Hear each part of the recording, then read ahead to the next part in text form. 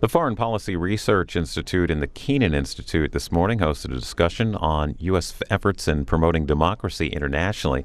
Foreign ambassadors to the Czech Republic and Georgia and representatives from the State Department and international relations scholars are among those taking part in this. The first panel will be focusing on whether to provide assistance to democratic countries. There'll be a break and then a second panel starting at about 11 that'll look at the effectiveness of current U.S. democracy assistance programs. This should begin any moment now. Live coverage here on C-SPAN 2.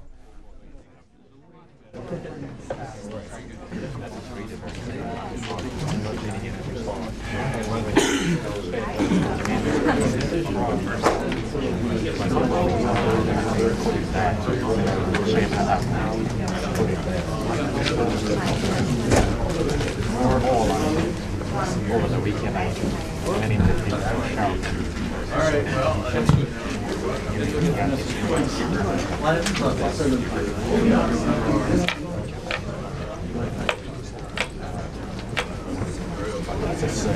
I really enjoyed reading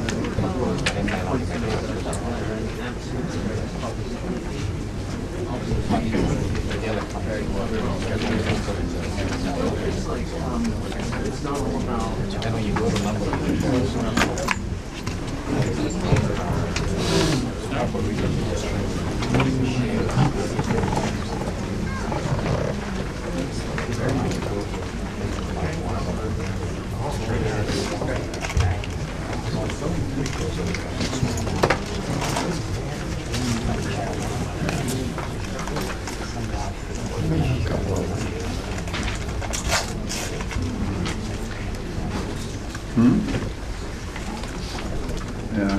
All right, good morning, everyone.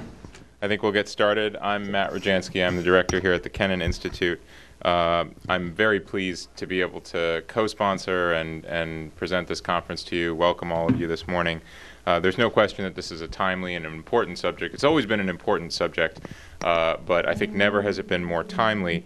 For us in particular, in the Russia, Ukraine, former Soviet world, the question of whether democracy, the development of democracy, democracy building and democracy promotion matters, whether it can be successful, what are the tools it takes to make it so. These are all questions I think we'll address today, particularly compelling now, and I think questions on which many other important questions hinge, including those of security and prosperity, not only for the region that we work on at the Kenan Institute, but for the wider world. So I look forward to hearing the insights that our panelists have, that all of you have, and I look forward to spirited discussion. Before I hand the floor over to Ambassador Basora, I want to thank him, Adrian Basora, for really taking point on organizing this entire event for many months now, which has become more and more and more compelling as we've approached the date, as well as Ambassador Ken Yalowitz, who unfortunately, due to Trans-Siberian syndrome, I guess we call it. He just came off a 2.5-week train journey from Beijing to Moscow and picked up the cold that I think, Marianne, you remember, that we all got on the train last year. So he's not able to join us today. I also want to thank my deputy, Will Pomerantz, who'll moderate this next panel, Melinda Herring, Maya Adarashvili at FPRI, Madison Brady here, and many others who've made this possible. Ambassador Basora, I think, will introduce the first panel in the conference.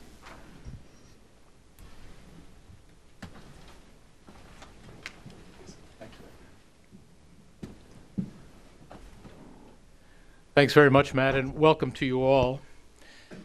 Ken has the dual hat of having been associated with the Project on Democratic Transitions for the last 9 years since its inception, and being a global fellow here at the Kenan Institute. So working with him, with Will Pomerantz, Matt Rojansky, we put it together. You're very kind to give us all the credit. Would not be at all possible without the extraordinary cooperation we've had with you. So let me thank you and the wonderful team here at the Kenan Institute and the Wilson Center, and for these wonderful facilities that you provided as well. It would be very hard to imagine a more appropriate venue for today's event than the Woodrow Wilson Center. Given that President Wilson started it all in some sense a century ago when he called for the United States to strive to make the world safe for democracy. Furthermore, the timing could not be more opportune. As Matt suggested, it was opportune when we started planning it last spring, even more so today. This is the 25th anniversary, give or take a couple of weeks, of the fall of the Berlin Wall and the entire change of Central Europe, the revolutions in Central Europe. But it's also a season of severe testing or threat to democracy. In many of these same countries where things looked promising 2 decades ago, but also most notably in Ukraine and Hong Kong today. So we are extraordinarily fortunate in having as our lead speakers today 2 of the most revered or respected and revered American figures in the field of democratic transitions. Carl Gershman, for over 30 years president of the National Endowment for Democracy, and Larry Diamond, who's right in the front row, second row, one of our most eminent scholars of democratization, as you know, based at Stanford University and the Hoover Institute. And we are also pleased, very pleased, to have as panelists several outstanding younger scholars and practitioners in our 2 panels, who have been chosen for their fresh perspectives and their often dissenting views from the conventional wisdom or the traditional policies of the last 30 years. Indeed, one of the goals of this conference, now, could we have, if there are guests in the back row, could we have them move up? We don't need to use all the reserve seats can be used, at least for this session, rather than you're having all to be stuck in the back, if you're able to stay for the full session. So, as I started to say, one of the goals of this conference is to engage the younger generation in deciding what we should or should not do, what we should desist from doing in the area of support for democracy abroad in the decades ahead. And so it's appropriate that the next generation have a major voice in this and formulating the new consensus, hopefully what we will get to as a new consensus. Now, you have bios. I've introduced only 2 of our speakers by name. You have bio in your conference packages. You have bio information on all of them. Our goal today is to have a really intense, focused discussion where people have a chance to engage, the panelists have a chance to engage with each other. They have dissenting and differing views, and then leaving plenty of time for discussion with you. So that is why we're going to dispense with a lot of formalities. Now, before going on, Thomas Melia, who is our 4th panelist, is stuck in traffic. He's pretty confident of being here in time to engage in the discussion, but I just wanted to explain that will be hopefully part of the agenda. Here are the 3 central questions that we've asked our speakers and that I ask you, the audience present here and the audience present through webcast, to think about and focus on during this entire day. 3 questions, 3 topics, 3 issues.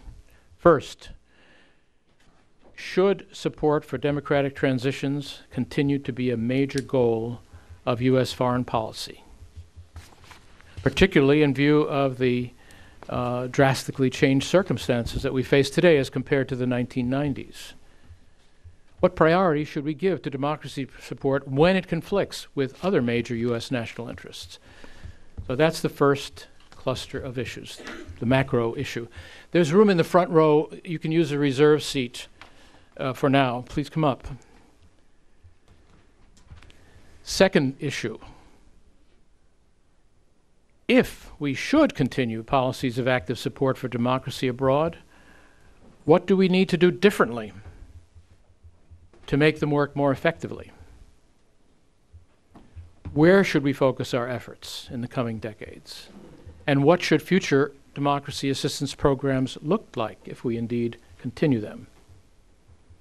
Third question, if we should no longer continue providing active support to democratization abroad, then what should be the alternatives to our present policies? It's not enough to say, no, no, no, no, no, we haven't done anything right. Tell us what we should do differently. For example, should America still work to support human rights and basic freedoms abroad at some level? Or should we entirely instead drop this traditional and deeply rooted theme of U.S. foreign policy in favor of a more cold-eyed realpolitik, pure, let's say pure realpolitik? Before going any further, let me underline one key definition in framing today's discussions. It's essential for proper framing of the discussions. What we do not mean by democracy support is the imposition of democracy through external intervention on the model of Afghanistan, Iraq, or other places.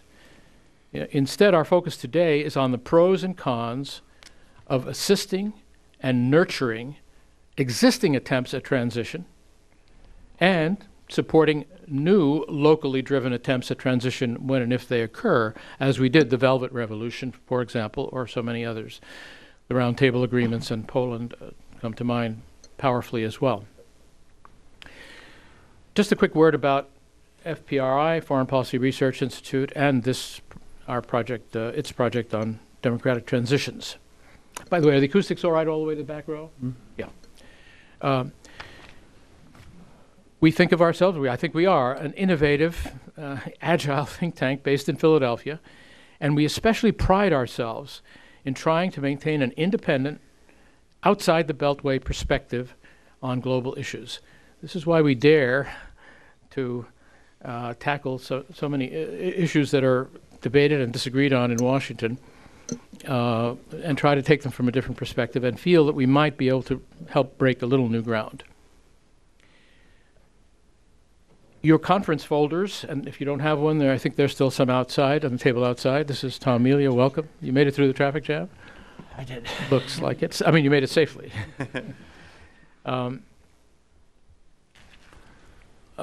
So you have in these folders, conference folders, the FPRI conference folders, you have a one-page summary of FPRI's activities.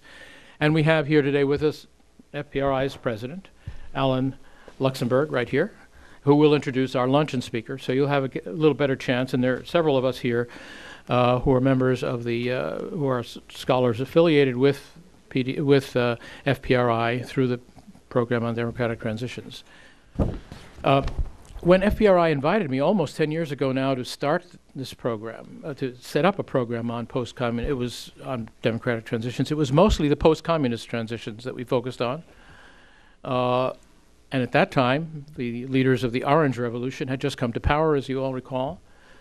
And the energy and initially positive outcomes that seemed to be happening in the first months and couple of years of that revolutionary movement, and more importantly, of the many precedents of the 1990s, the successful beginnings of transition of that period, led many, I would say most analysts and policymakers to believe that the prospects for post-authoritarian transitions, not only in the post-communist world, the prospects for democratization in formerly authoritarian countries were very promising, not only in the communist countries, the former communist countries, but also in other areas of the world.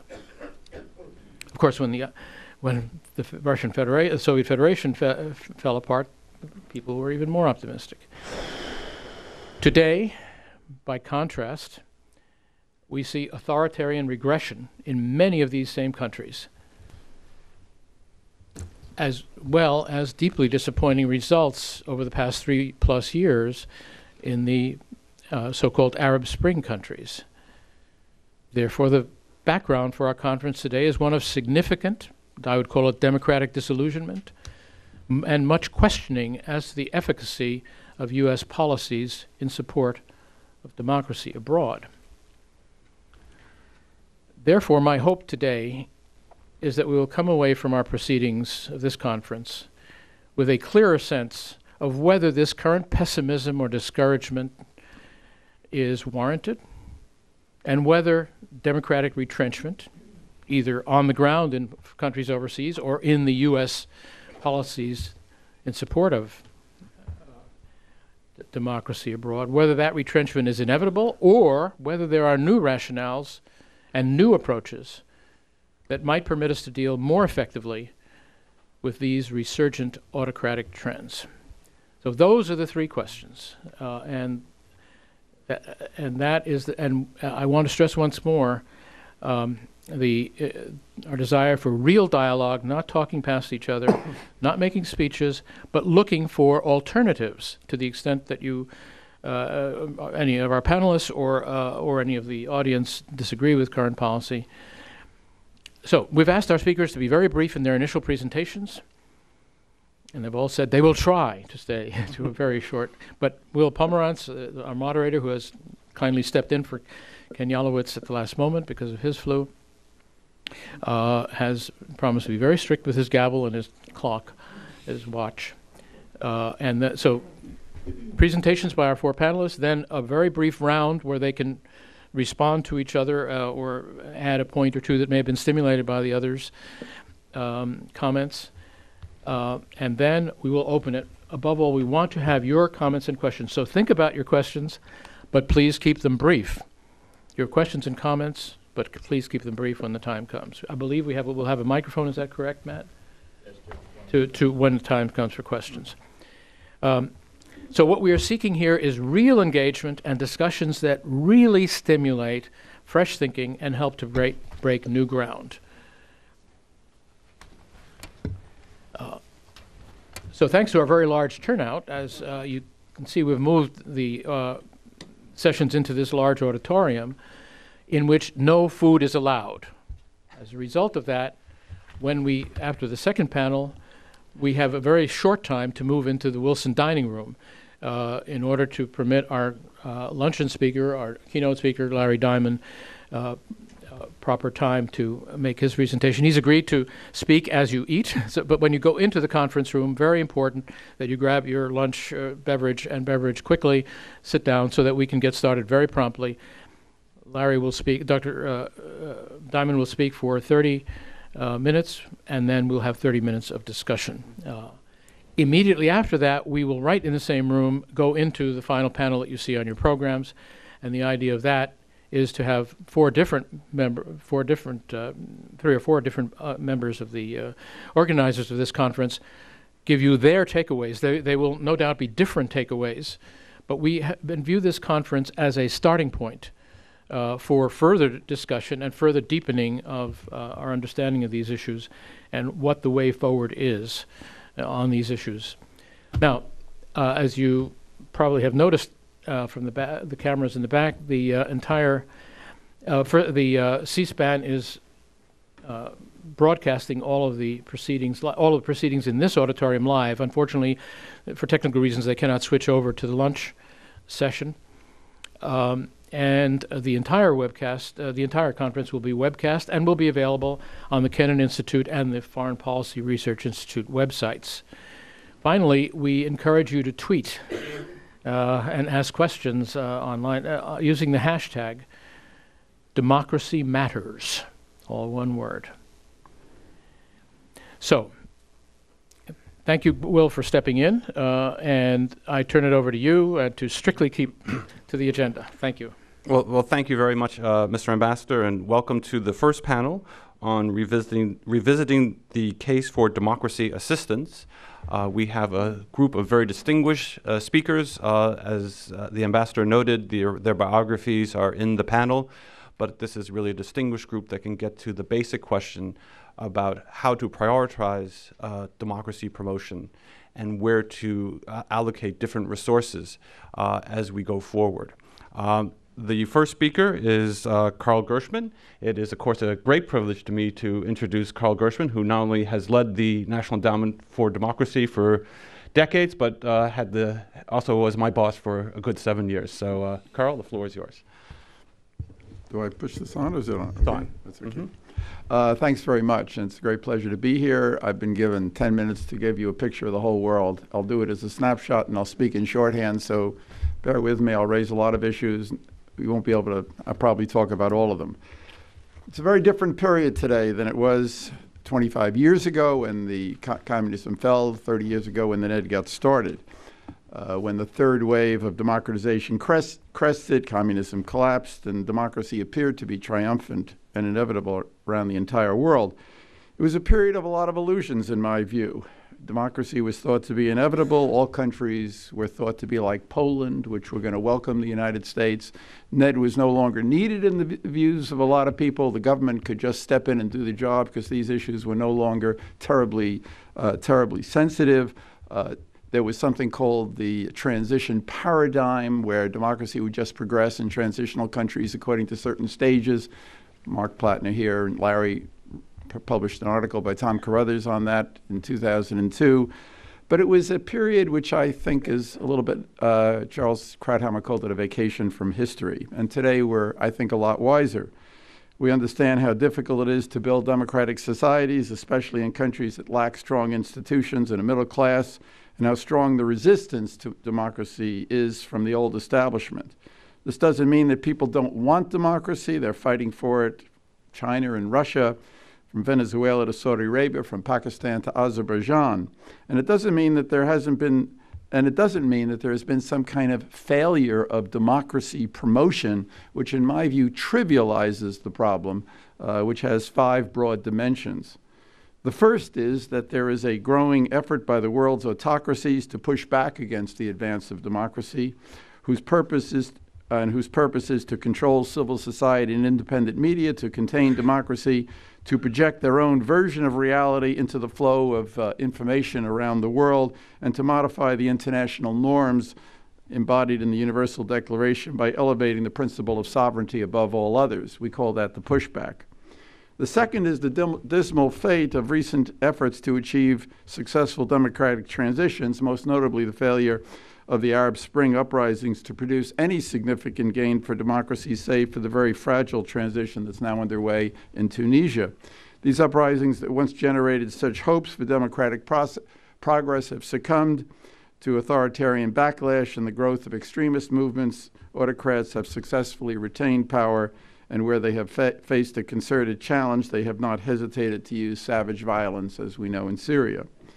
The third problem involves backsliding in countries that were once considered stable or newly consolidating democracies, but which are now experiencing a surge of populism, extreme nationalism, and threats to independent media and civic institutions.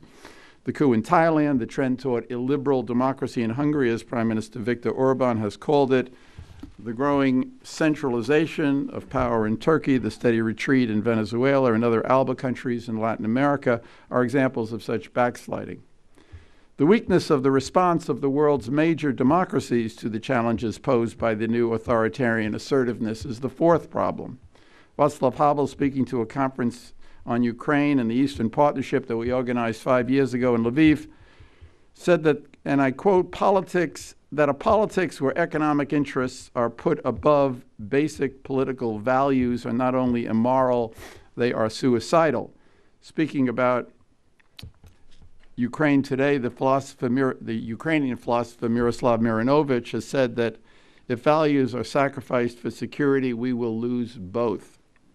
The suicidal tendency to elevate narrow interests over values is today stronger than ever in both Europe and the United States. Havel was speaking about the weakness of Europe, but the United States is also at fault, and the silence in Latin America toward the erosion of democratic freedoms in many countries has been deafening. We live at a time when the words of the poet William Butler Yeats have special relevance. The best lack all conviction, while the worst are filled with passionate intensity. The fifth problem has been the crisis of democracy in the United States and other leading democracies. It's a crisis that has many dimensions: political polarization and governmental paralysis, our failure to rebuild infrastructure and renew human capital or control entitlement spending, and the financial crisis of 2008 that undermined the influence and standing of the U.S. and other democracies, the impact of which is heightened by the rise of China, which claims to be an alternative model of autocratic capitalism. Now, the situation is by no means all gloomy. I mean, I'll point very quickly to 3 factors which go in the other direction. While there has been a democracy recession, as Larry has called it, there has not been a reverse wave, and the number of electoral democracies, which peaked at 123, is now, according to Freedom House, at 116. That's not a reverse wave. There has also been democratic resilience during the economic crisis of 2008, which surprised a lot of people. There weren't massive collapses of democracy with the economic crisis. And there are democracy movements today with real vigor in Hong Kong, in Ukraine, on the Maidan, and other countries. We must also recognize that some of the fundamental problems that affect the state of democracy have little to do with the success or failure of efforts to aid democracy, however effective or ineffective some of them might have been. First and foremost, we have to commit ourselves to the restoration of American leadership in the world. This is not an expression of American arrogance or a reckless form of overreaching. Rather, it is the recognition of a fundamental geopolitical reality.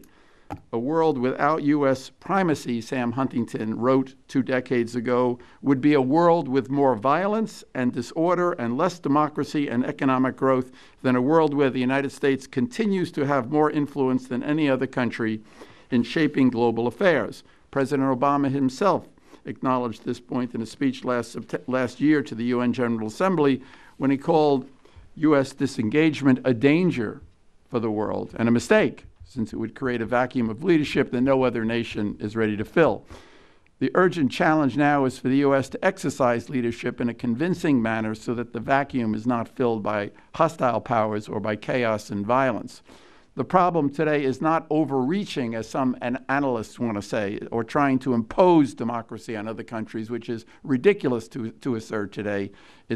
We need to return to a policy of real engagement. That doesn't mean draining our resources by getting bogged down in distant wars, but it does mean backing up our diplomacy with military power and deterrence, in the absence of which we will have little leverage in negotiations with countries that do not share our commitment to peace and the rule of law. Why should they negotiate seriously if they feel they have the option of achieving their objectives by other means, including the use of force? And why should we hold back from providing Ukraine with the wherewithal it needs to defend itself? And I would call your attention to the article in the Washington Post today by Senators Levin and Inhofe. But the restoration of U.S. leadership will not be possible unless we have the political will and the capacity to bring the spiraling U.S. debt under control. Over the last decade, the gross federal debt nearly tripled to more than $17 trillion and now exceeds the total U.S. gross domestic product. While there are many reasons for the continuing surge in public debt, including the 2008 fiscal crisis, the wars in Iraq and Afghanistan, the principal factor has been the growth of entitlement spending, which has gone from less than 1/3 of the federal budget a half a century ago to more than 2/3 today. In the words of Robert Samuelson, the welfare state is taking over government. Our other priorities are steadily being squeezed out, from investment in infrastructure and human capital to international programs and even defense spending, which is expected to shrink by over 40% over the next decade. But there are things that can be done to address the other problems I mentioned, even though there are no quick or magic bullet solutions. And I'll just in conclusion, give a quick list of some of these things. The effort to push back against the growing autocratic repression must be continued and expanded. A lot has been going on in this area, but more needs to be done. And President Obama's statement on defending civil society made last month in a speech to the Clinton Global Initiative is a step in the right direction if there is real follow-through. And the effort by the House Foreign Affairs Committee, Ed Royce and Elliot Engel, to reform the governance structure of the surrogate radios like RFE-RL and Radio Liberty and Radio Free Asia is an important step to counter the information offensive that is being carried out today by Russia and other autocracies. On the difficulty of achieving successful democratic transitions, I think it's important for civil society and protest activists to learn some lessons from past failures, such as the need to prepare to engage in political action and take responsibility for governance in the event that the protest movements lead to the downfall of autocratic regimes. The protest movements must start thinking strategically and maturing politically. This is happening in Ukraine today with a lot of the protest leaders taking part in the elections that are going to be held next week. There are many things that need to be done to reverse or retard what I call democratic backsliding. Corruption has to be fought with real determination, and in addition to conditionality and assistance programs, something that Larry has talked about and I assume we'll raise today, I think we need to look for new ways to integrate into development strategies efforts to explicitly build the capacity of independent media, which can provide means for economic growth and accountability against corruption. We also have to develop strategies for strengthening democratic culture by supporting indigenous groups committed to building tolerant societies, and also by helping to connect these groups to civic movements like the New Citizens Movement in China or the Yanamar. We've had enough movement in Senegal, and to connect these movements so that they can learn from each other. Obviously, we also have to maintain and build up efforts to support indigenous democratic actors. We have to remember that democracy must come from within. It can't be exported or imposed. This has been the NED model, and it's worked. Steady, cutting-edge support over the long term, tailored to each local situation. The support needs to be comprehensive, involving grant support, training, networking like the World Movement for Democracy, research, and political solidarity. Democracy activists need all of that, and they place special emphasis on the need for political solidarity at a time when autocratic regimes are cracking down so harshly. Finally, we must find a way to rebuild a sense of democratic conviction in the US and Europe.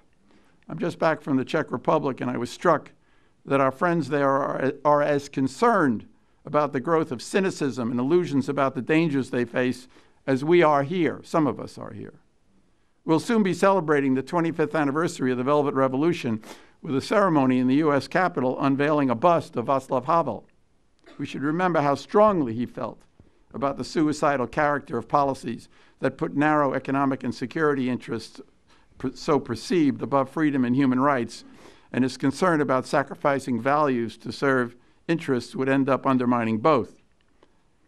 I think that the best way to rebuild democratic conviction is to connect Americans with people on the front lines of democratic struggles around the world, people who know the dangers and who are prepared to sacrifice to defend their dignity. Drawing spirit from them and maintaining a lifeline of support for their work is important not just for them, but for the security and future of our own democracy. Thanks. Thanks so much, Carl. Nicholas. Thanks. Thank you very much. It's a pleasure to be here. Let me just note, since I am affiliated with the Naval War College, that my comments today are my own opinion and do not reflect any official position of the college or of the U.S. Navy.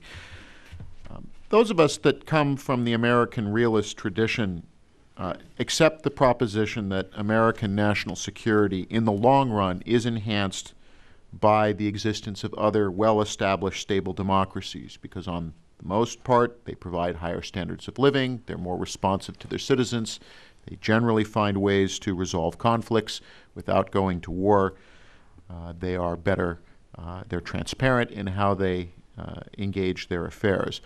Where the rub comes in is two things. The first is that in the short term, democratizing states leads usually to greater insecurity.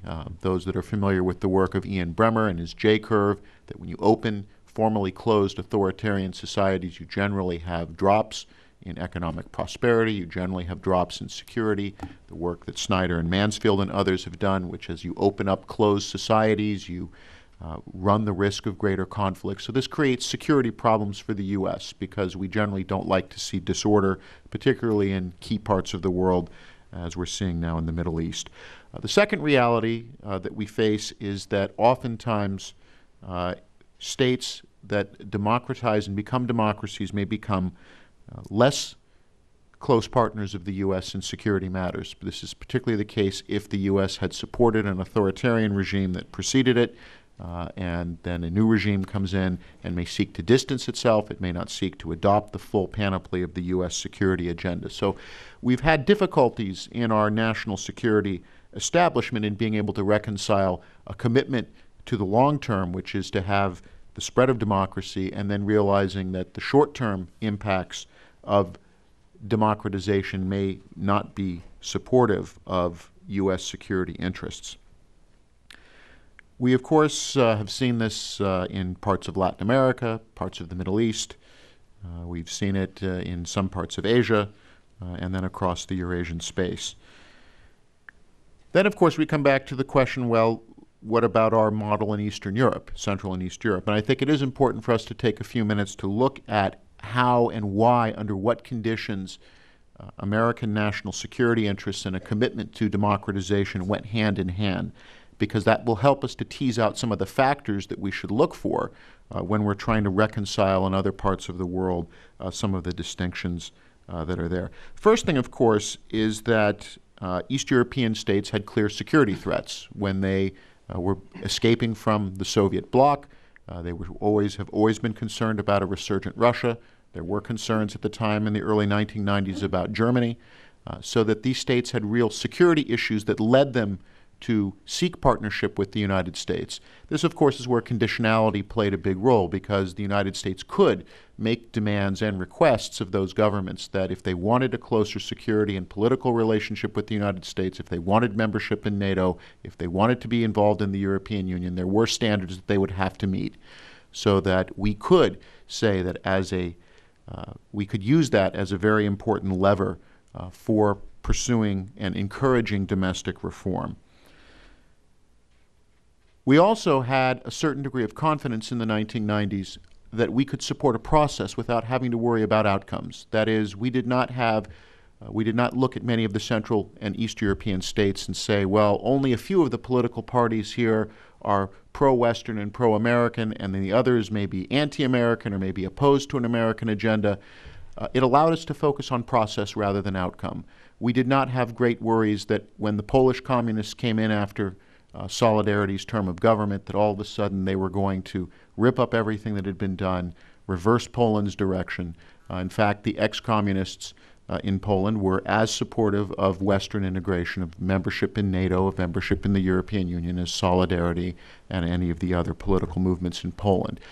That allowed our democracy promotion efforts to avoid the appearance of trying to pick winners and losers in the domestic political process.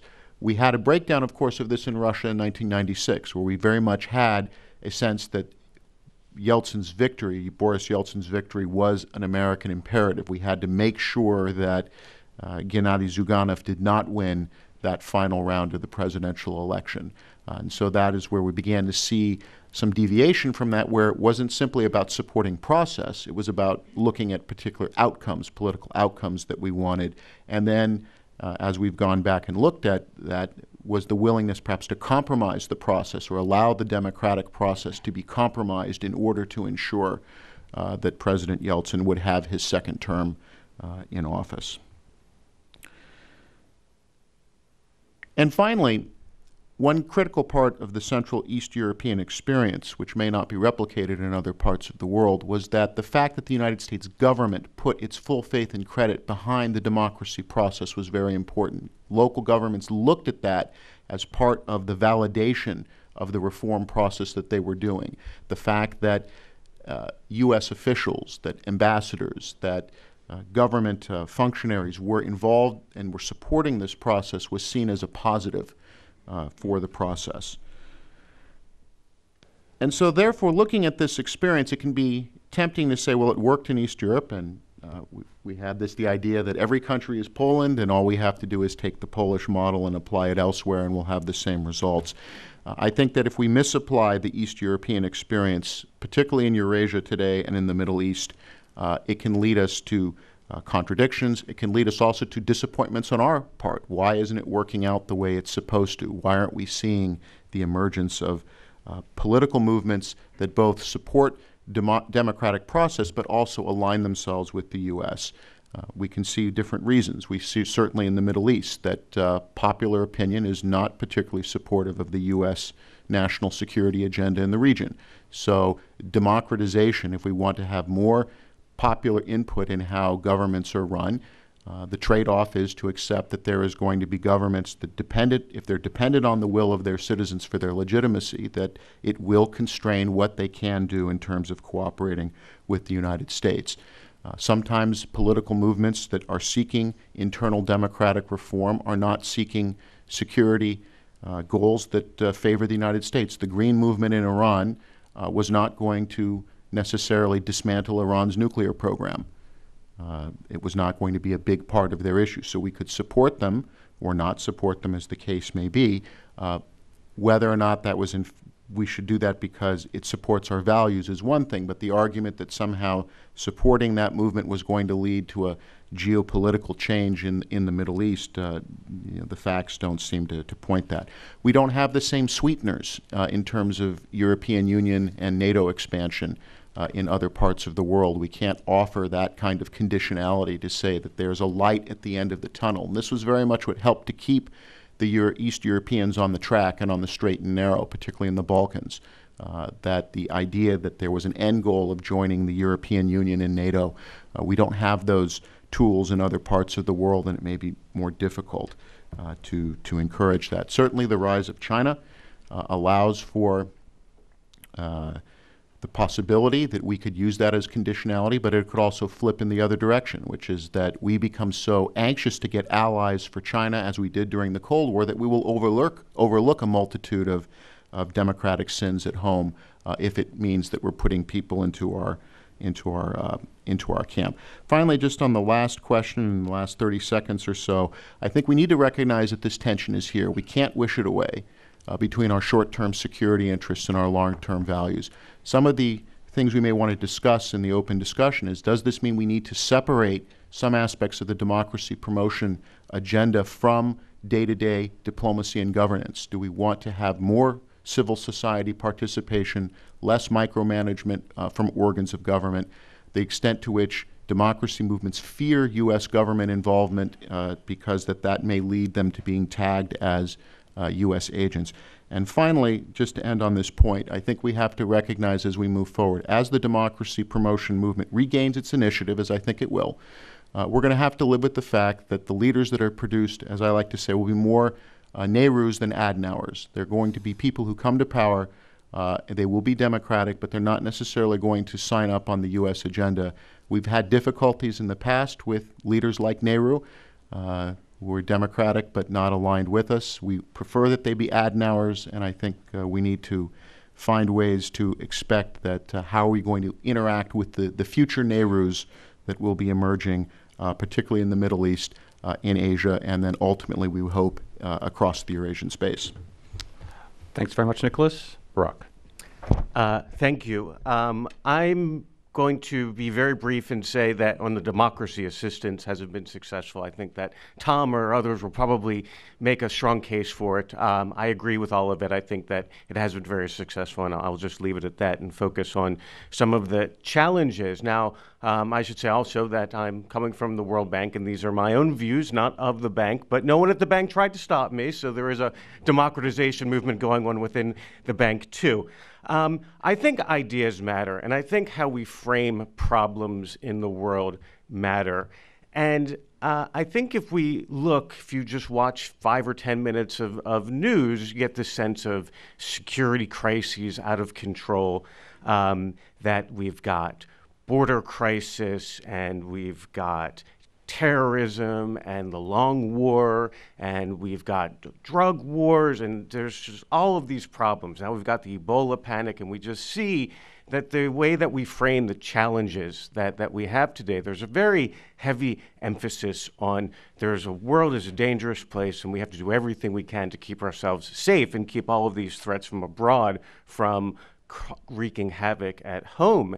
And this is not the first time that we've seen the world this way. This is a recurrent period in history. You can go back, say, after World War I and immigration crises. We got to close the borders, or the communist threats in the 1950s. And so in other periods of our history, we've been able to rebalance the ship and hopefully get a more balanced focus on the problems that we face today. But I think that it's fair to say that we are in a period where U.S. foreign policy is very heavily influenced by security concerns above all else. And I think that matters because it determines policies, it determines the types of programs that we fund and the way that we act to protect our national interests. Now, I'll give you a contrast with the way that we frame problems at the World Bank, which is about the poorest of the poor and how do we ensure inclusive growth. And so every time I have a project proposal, I need to say, well, this is going to benefit the poorest in society. This is about economic inclusion. And you can see how if we had a U.S. foreign policy that was based on trying to spread prosperity abroad and increasing economic inclusion, what might lead us to a different set of policies than we have today, which is where I see everything is a security crisis. We've got agricultural, food security, water security. My favorite new program is fishery security. And AFRICOM in West Africa is right now, the Navy is helping fishermen in West Africa improve the security of their fisheries. Now, of course, fishery security is one way we could talk about the issue, but we could also talk about sustainability or development, and that might lead us to a different set of proposals rather than having the U.S. Navy taking the lead in fisheries development and working with fishermen in West Africa to increase their economic opportunities. And if we frame issues in terms of security challenges, and there's all of these threats to our security, then we have to accept that the military is going to take a lead, and we now have an intelligence community of more than a dozen agencies. I stopped count when I was doing some research on what I was going to say today. And it leads us to, well, sort of blending. We've got the National Security Agency doing spying abroad in here. We're not quite sure everything that's going on. It leads us to accept a level of lack of accountability on military affairs because, well, the world's a dangerous place, and we have to just sort of accept that this is how things are going to be. And I think in the context of lack of faith in our own democratic institutions, this creates a very serious problem.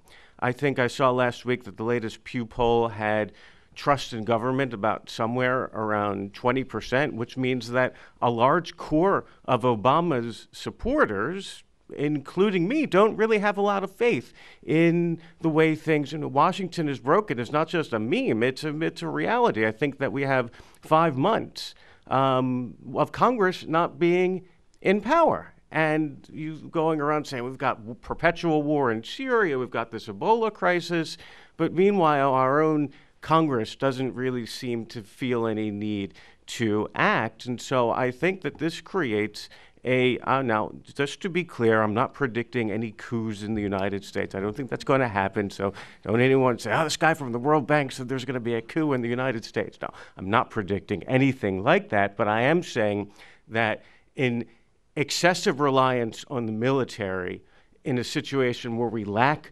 confidence in our own elected officials, whom we can control, is perhaps not a great situation. And if we want to rethink about this balance between security and democracy and about how we can engage abroad in a more productive way to hopefully bring about a more peaceful world, we might want to think about actions we can take on our own to perhaps restore a bit of confidence and credibility in the way we think our own government functions. And so Adrian, Ambassador asked me when we were talking about this, well, you're saying that everything is bad and there's nothing good we can do, so give me some actionable ideas. Give me a place to start of things the government could realistically do. And so I've come up with a list of ideas that I think hopefully we can consider. First, I think we need to end giving surplus military equipment to police departments. Giving them tanks that they don't need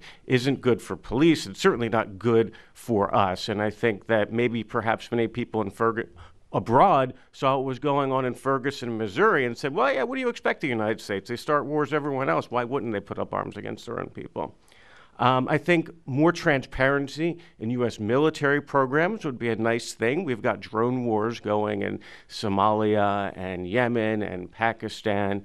It would be nice if we had a bit more knowledge about who's being killed and what's the source of this intelligence. How many innocent people are we killing, and not allowing the CIA to classify anyone of military age male as a potential combatant.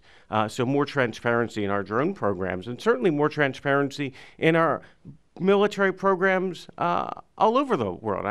I work mainly in Africa, and I can't say familiar with U.S. military efforts in the Sahara because they're vast, sprawling, and not very easy to spot unless you're on the ground. So I think it would be nice if we brought a bit more democracy to our security affairs. I think NSA surveillance and the NSA's deliberate attempts to weaken the internet in order to improve its capacity to spy on people, I think that would be something that hopefully we could get a bit of a handle on. And I think it would be nice if we talked a bit about the way that we've extended border insecurity into this 100-mile barrier inside the United States, which includes everyone Washington, D.C., because we are within 100 miles of a coast, that gives the Border Patrol a bit of, how would you call it, enhanced capacities for interrogation that I think are a bit worrying. So if none of these are possible, and if you're going to sit here and tell me, well, all of these ideas are far outside the realm of what's achievable given the security crises that we face in the world today, then essentially what you're telling me is that efforts to perhaps redo some of the problems in our own democracy are not possible. And if that's being the case, then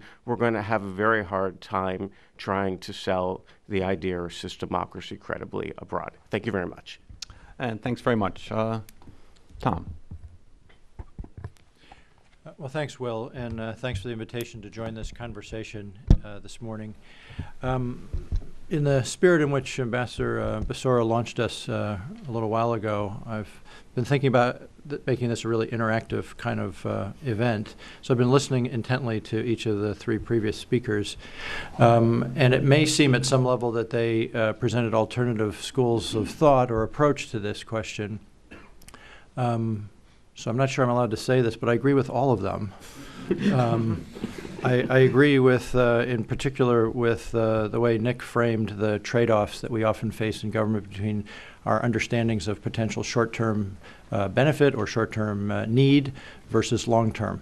That's the world in which I live every day in the U.S. government as we sit around tables, not usually as pretty as this, but with trying to talk about how we integrate our interest in strengthening democratic governance and respect for human rights into our policies in various parts of the world, policies that are driven increasingly by the security imperatives.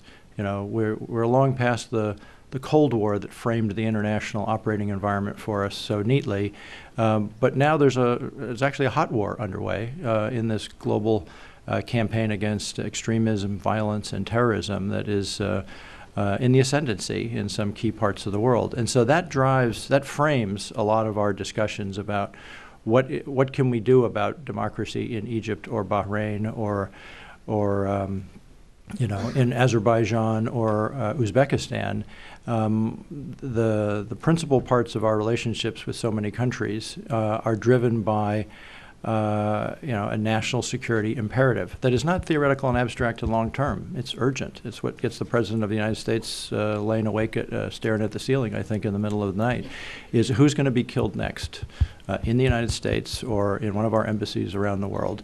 And I think that has to be appreciated as we think about how we continue to build out democracy support and democracy assistance.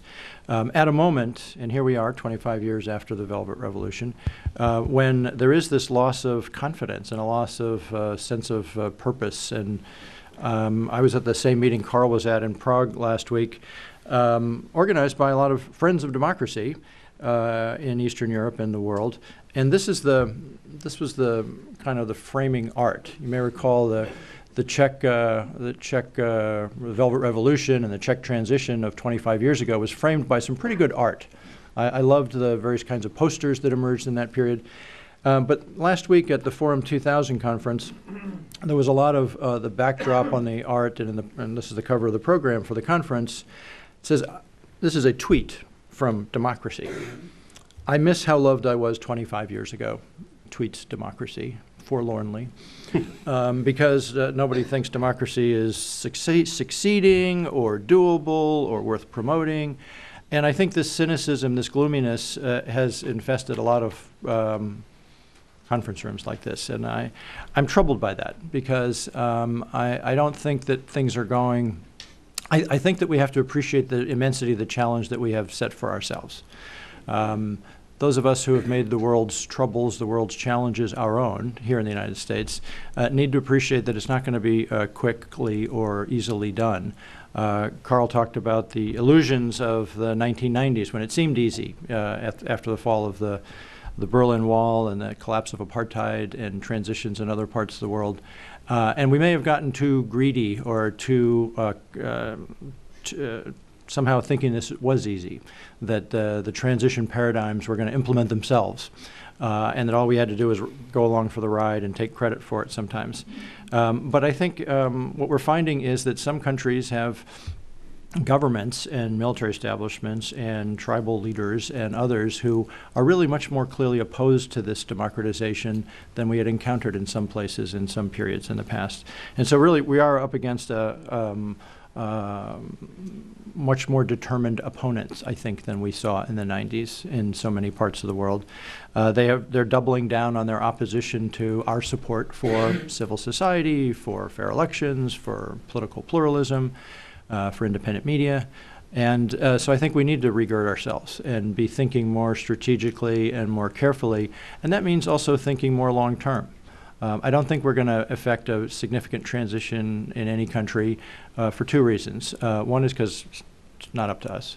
It's been said here that the future of other countries will be determined by the people who live in those countries. And I think we need to acknowledge that in our discussion about democracy assistance, that it's not so much about us, what we do or how well we do it or how much money we have for one account or another.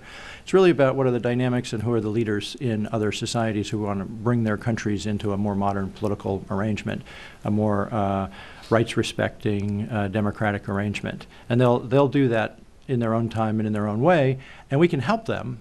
But we can't make them do it. We can't make bad governments overthrow themselves.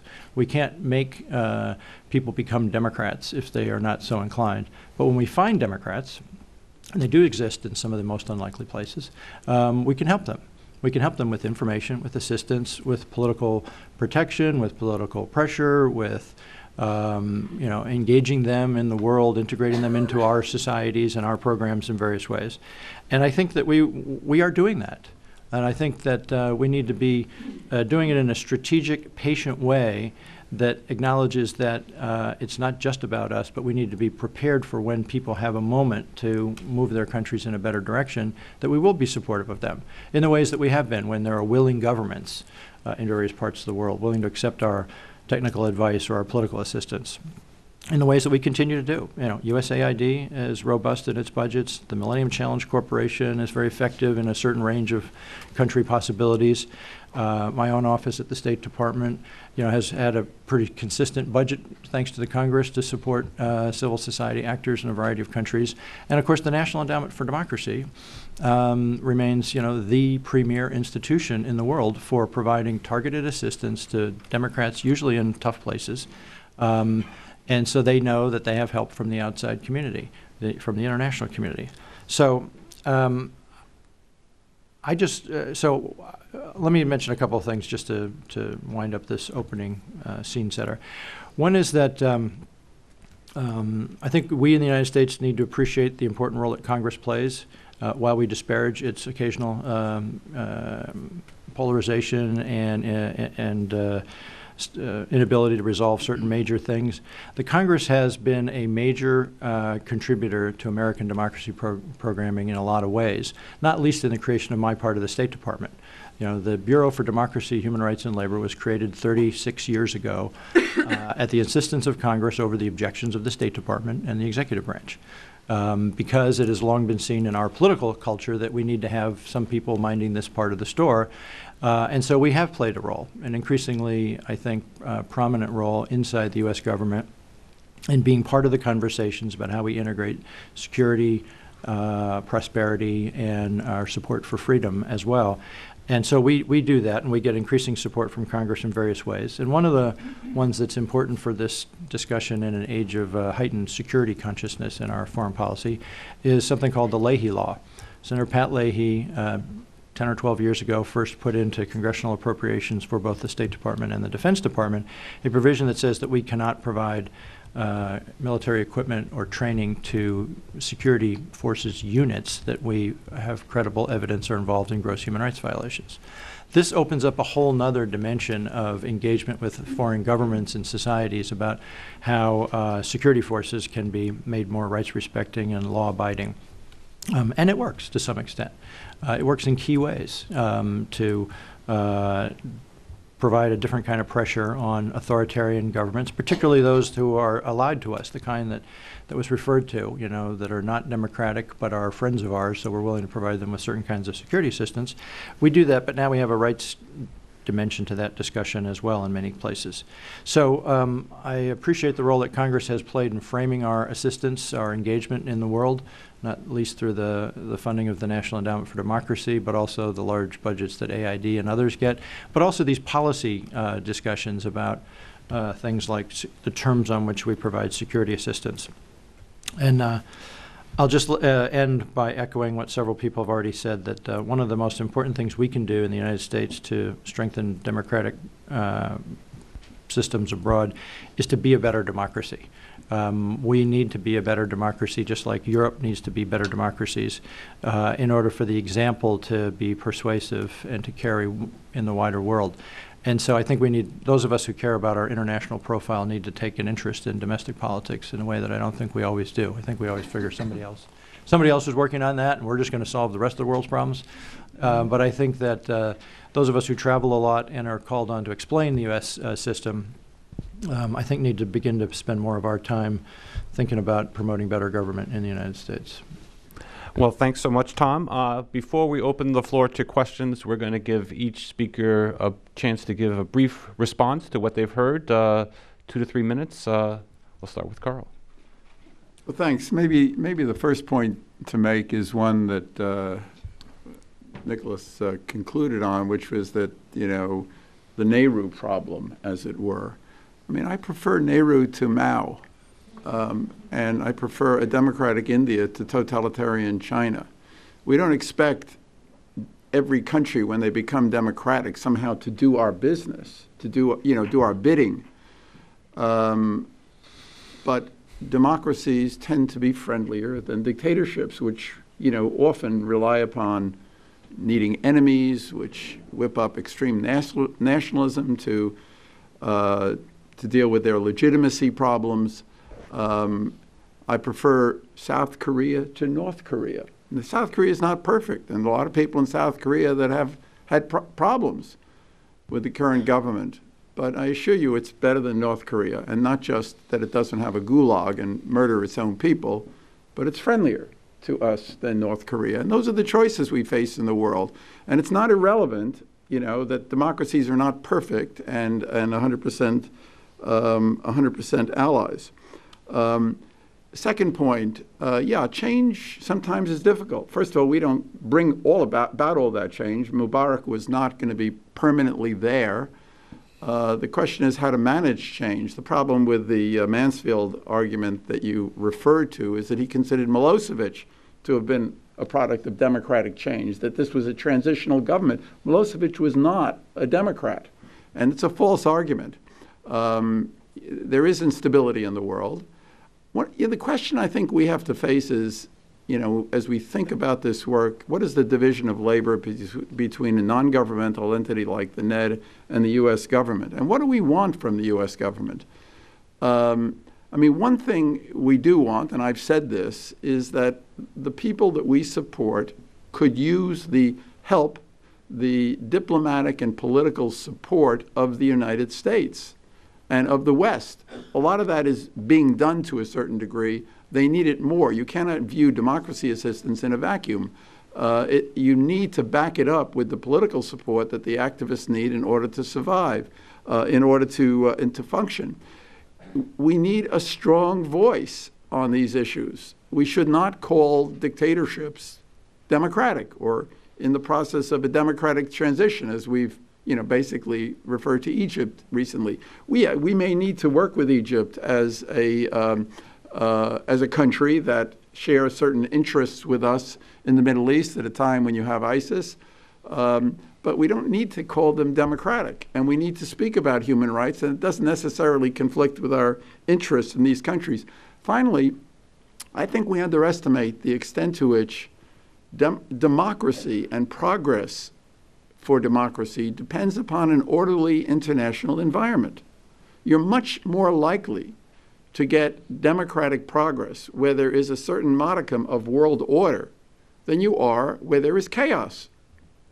And one of the things I was arguing for is that I don't think it helps to remove the pole that holds up the tent of world order. And I consider that pole, and we can argue about this, to be U.S. leadership, U.S. influence, because nothing is going to take its place. It's not all the answers that we have, but a stable world will depend upon that, and I think democracy needs that in order to progress. Two last quick points. We as a country, in thinking about our foreign policy, have to find the balance between what my board member Steve Sestanovich calls maximalism and minimalism. We tend to have these swings, sometimes very, very sharply. There is the possibility of a solvent, stable middle ground. We have to fight for that, which can take account of the need for power, the need for deterrence, and also the need to support people who are fighting and struggling for democracy. And second, and related to that, something we're thinking about, I think we have to really start thinking very clearly about the relationship to security issues, to democracy issues. These are complex questions. And I think it's important to bring people together to start thinking through these complex questions, because it's not necessarily, friendly tyrants are not necessarily the source of stability and friendship in the world. And we have to somehow think about how to balance the tensions that exist. There'll always be tensions, but we can find a better way to balance them than we have in the past. Thanks. Certainly, North Korea is a worse case than South Korea, and I think there's no disagreement there. For the U.S., of course, the India example is that our preference for Pakistan, when it did not have a democratic government because of the belief that it was closer to U.S. security interests, I think is more akin to what I was trying to get at. We can always have a clear-cut case of where democracies are always preferable, even when they have issues. And then we do have to get, I think, though, and Tom, I think that this point you were bringing up is very critical of how we find these balances of what we're willing to give up in terms of our security agenda. And with Egypt, I think it is a great case. We could have advanced a democratic agenda or been more willing to do so if there were certain elements of our security agenda we were willing to give up. What I'm trying to argue is we can't do both.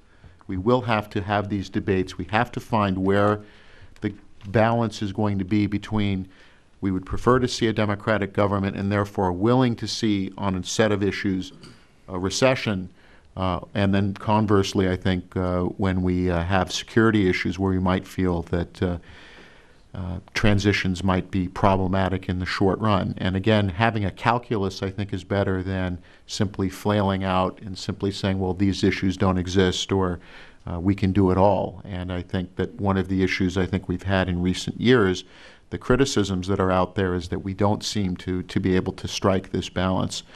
We also then have to strike a balance with our diplomacy. You can't go to a government that is authoritarian, that you are now asking for a whole list of security cooperations, and then say, by the way, we're also working to change your form of government, if that change of government is being perceived as change of elite, change of regime.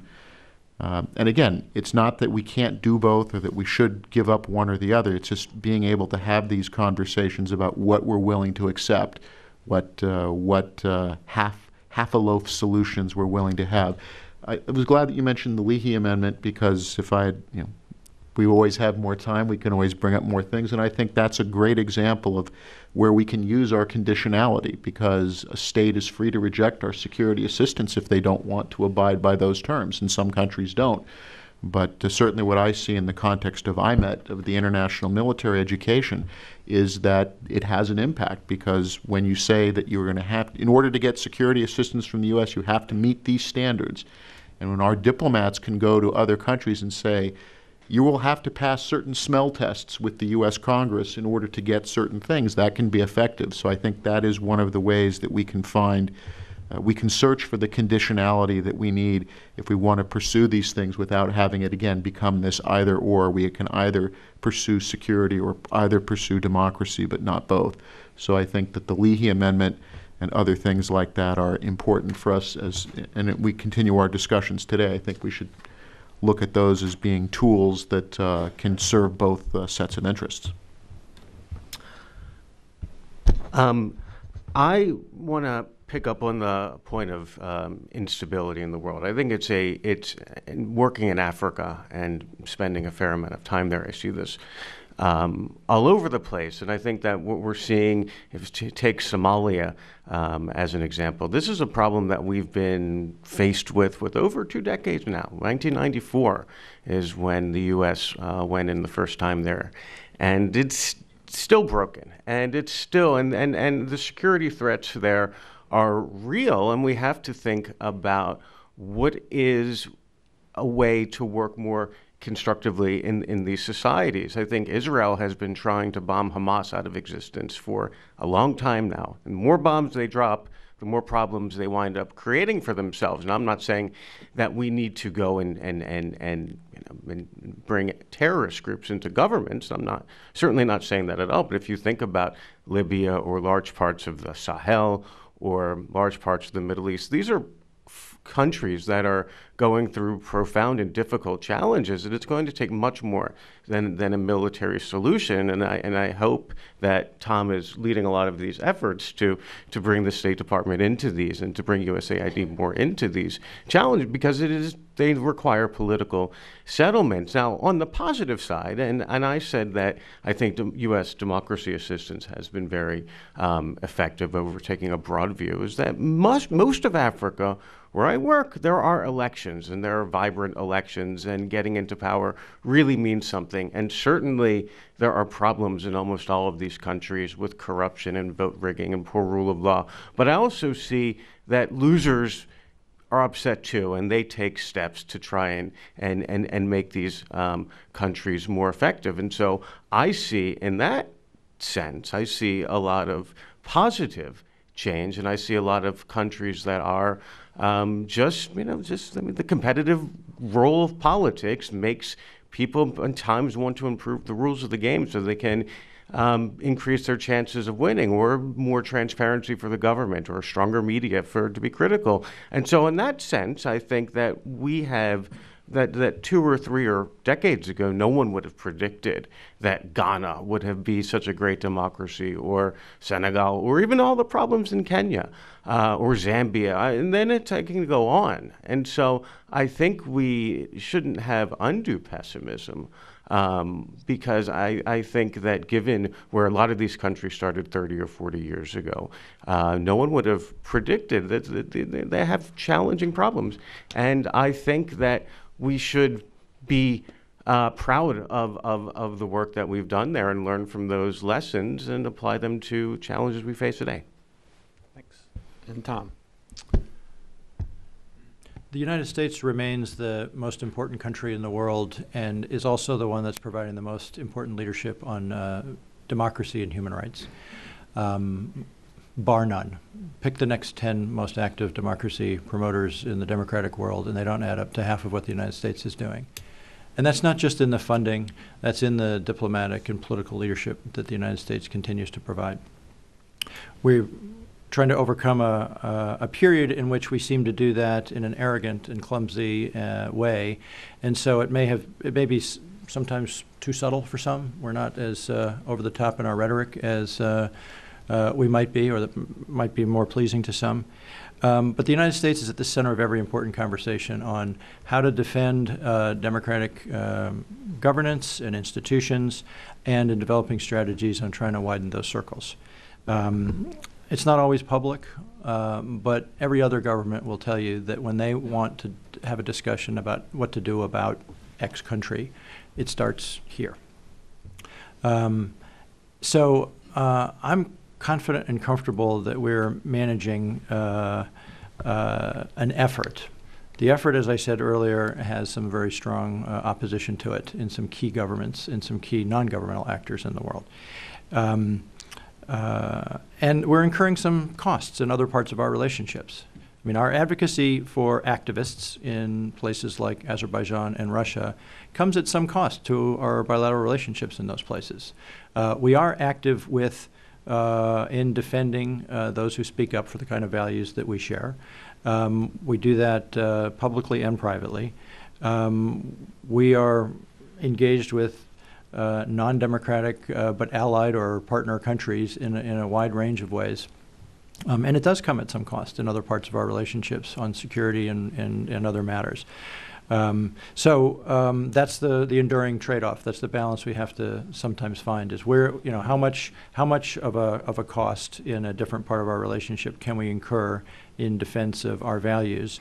And that's what we wrestle with every day. And depending on the circumstance, depending on the threat, depending on various things, we might be more forward-leaning in some dimension and less so in another dimension. But that is what happens on a daily basis inside the U.S. government. Barack mentioned earlier that at the World Bank there's a movement for democracy, among people that work there, thinking that it matters more and more to their work. And that's also true in the United States. During this last 25 years in the United States government, these last 25 years, it has become part and parcel of every diplomat's DNA to appreciate that the democratic character of governments that we partner with affects their international posture and policies as well. And our military establishment, our intelligence agencies, I think increasingly understand that and increasingly weave that into their engagements with their partners as well. So it's not a universally held view yet, but it's an emerging and growing view. And so I think that we will continue in this direction for at least another 25 years, and hopefully we'll have a few more successes to talk about when we meet 25 years from now. Well, thanks very much, Tom. I am going to open the floor to questions. I do ask that you keep your questions to actual questions. We've had some very long and very detailed presentations here. I know this is an issue that a lot of people have opinions on, but I want to restrict the discussion to questions and answers. So please focus on questions and not comments. So we'll take this person right here. And we'll get a microphone to you. Thank you. My name is Mariam Memar-Sadeghi from the E-Collaborative for Civic Education. We run projects to help civil societies through civic education, and one of those is Tavana, which is an e-learning institute for Iranian civil society. My question is, when does U.S. policy harm democratic development? It seems like we're focused on ways that we help it or don't help it, but not focused on ways that we can and do sometimes harm it. One case in point for me, and I was surprised that people didn't really mention Syria. In Syria, we had a case, and it wasn't just for a few days, it was for a considerable amount of time when there was a peaceful, liberal, democratic opposition to Assad. And President Obama, the approach was support that wasn't really support, red lines then that weren't really red lines, and now we have a fight that is not really a fight. And what the result has been an emboldened Iran, an emboldened Russia, and these things aren't good for democratic development. And about question, please. My question is, when does U.S. policy harm democracy? So we'll throw that with a focus on Syria. With a focus on Syria. So someone who wants to respond to that question. All I can say is that you're basically just putting a little bit of flesh on the bones of the argument that I was making. Can you spell that out, Carl? I don't understand. You don't understand what I just said? No. I don't think it was wise not to support the secular struggle in Syria. I don't think that was wise. And I think that was the view that was taken by Panetta, by Petraeus, by Clinton. I think it was a mistake. And I don't think it was helpful. And I think it helped produce the problems that we have today. There were a lot of other things that helped produce the problems that we have today. And I would like to see us do much, much more in Ukraine. And when we don't, we open the way up. We give a green light to some very bad actors who feel that they can take advantage and have, I think that we really need to be looking at not just, providing net democracy assistance in Ukraine. They need to be able to deter a foreign aggression. And we have to be able to help them. And if we don't, we're not helping democracy. Okay. In the back here. Thank you. I'm Leon Weintraub, University of Wisconsin. I'd like to ask, what's the best way to respond to efforts by authoritarian governments, such as in Russia and elsewhere, that pass legislation that tries to isolate local civic society groups to say, if you so much as accept $1 from any outside source, you have to register as an agent? Obviously, they're painting them as somehow unpatriotic in other ways. Do we attempt to fly under the radar, or should we take a more active response to these efforts? So, I addressed that in my remarks. I said that President Obama made a very good statement last month at the Clinton Global Initiative, where he laid all this out. We really need follow-up on that. A lot of this has to do with political support, political backup to the activists on the ground. Let me just say that regarding Russia, there are some people who jump to the conclusion that when Putin speaks, everything, that's the way it goes. The groups in Russia, have refused to abide by that law to register as foreign agents. They're fighting back. And for what it's worth, our grants program in Russia has been growing over the last number of years. It's at a peak right now. So they're not running away. The people who are running away, I regret, are a lot of the Western donors who have just withdrawn from the situation, which is a mistake. You need to re-engage with both concrete support to the activists on the ground wherever possible and political support to push back against this kind of aggressive behavior. Putin says, what he's doing is just the same thing that we do. It's not. It's a violation of international law. It's consistent with international law for non-governmental organizations in a transparent way to seek support, financial support for their work. There's nothing inconsistent with that. I think we need to push back very, very hard. Any other comments? Yeah. As the U.S. has done. The Foreign Agents Law that was enacted a couple years ago after Putin's return is an echo of an earlier effort from 6 or 8 years ago to overregulate NGOs and restrict their access to the international community. We're not as persuasive with the government of Russia as we might be with some others, and so they haven't taken our advice on how to organize their NGO laws and their approach to international funding for nonprofit activity. But as President Obama said last month on the margins of the UN General Assembly in the meeting that Carl has referred to, it is our policy to continue to support civil society around the world, including especially in places where it's under pressure from their own governments. So we're continuing to do that. And we're working with other governments and other international organizations to do that. And so there's a wide range of ways in which those in Russia and other countries that want to access not just funding but want to be part of the international community can do so. And so we're working to make more and more opportunities available to them, including from our embassy. There's an embassy program to provide grants to Russian groups that want to work with Americans and vice versa. So as Carl said, the endowment continues to work there. The U.S. government continues to support civil society in Russia. The only thing that's changed is that the Russians obliged us to close the U.S. aid mission 2 years ago. So there is no U.S. aid mission there. But that doesn't mean that our support to civil society in Russia has diminished in any notable way. Although, as Miriam's comment suggests, there are Russian organizations who've decided to manage their own environment in such a way that they don't want to receive grants from outside or from the U.S. or other governments. So they're making their own choices. But when they want our support, they get our support. Any other comments, Nick? Or no? Okay. More people in here. Okay. Let's take right down here. We'll get a microphone to you. Thank you. Leandra Bernstein, RIA Novosti. It's difficult not to hear the discussion of democracy, U.S. support for democracy, and hear it synonymous with countries who share U.S. interests economic interests, security interests. I know you've raised some specific countries where that's not the case, but overall, democracy seems synonymous with U.S. interests. Now, what do you say to countries who are doing well, like China, like Russia, comparable to its past, who view these democracy movements as inherently subversive, as attempting to subvert their specific national interests to one of simply U.S. interests, U.S. global hegemony?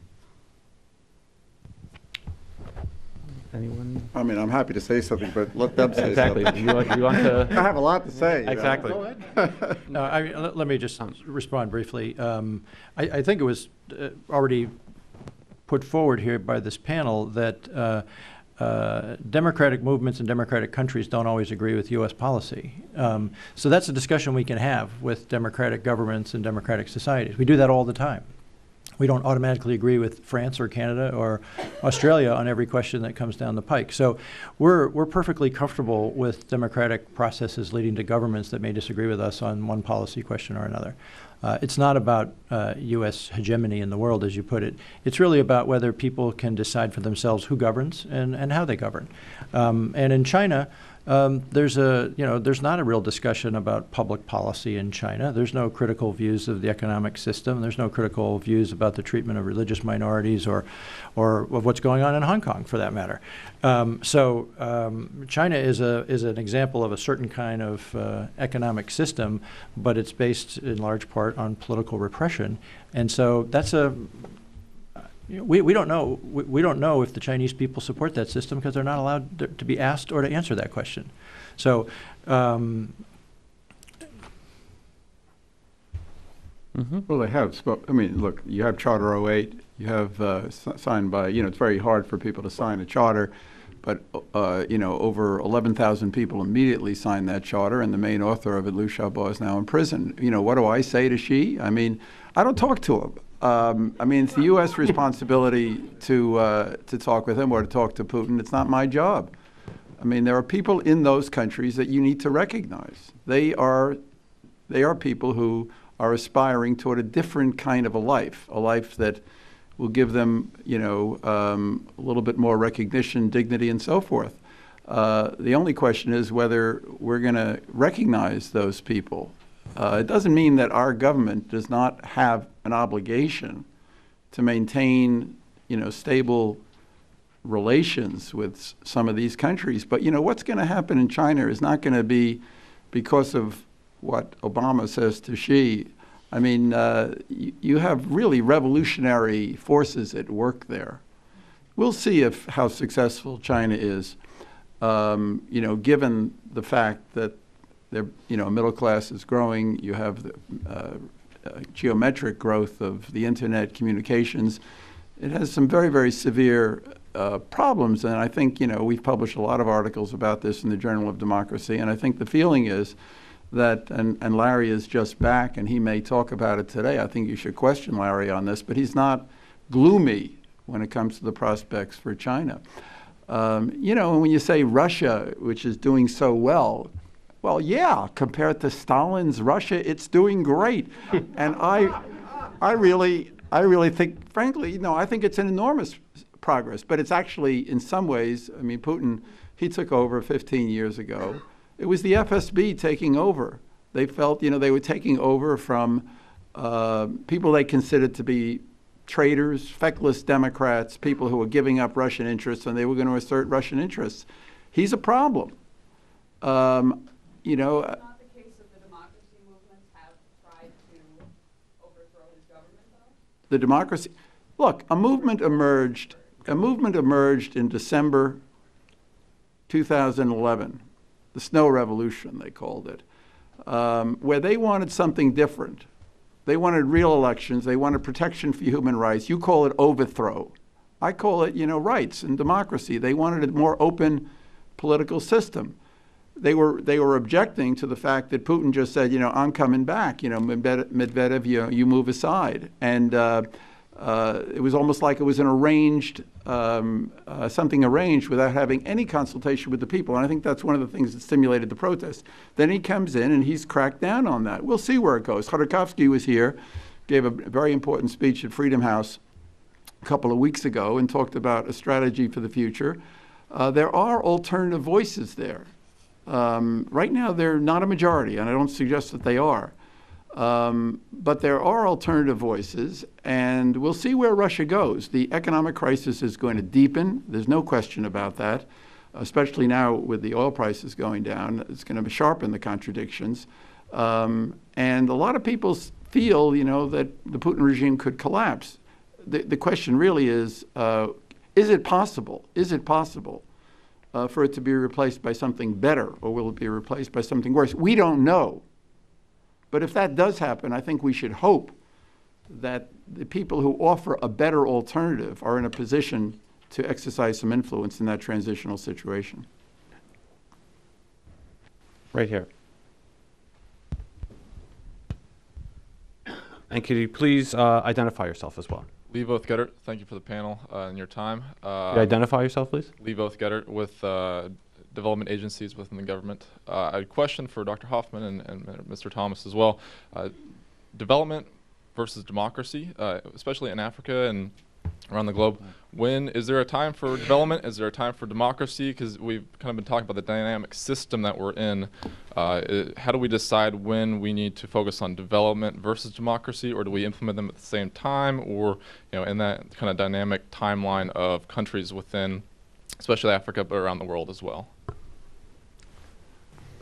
I mean, I think that many people in here have written about this. I don't think that there's any inherent contradiction.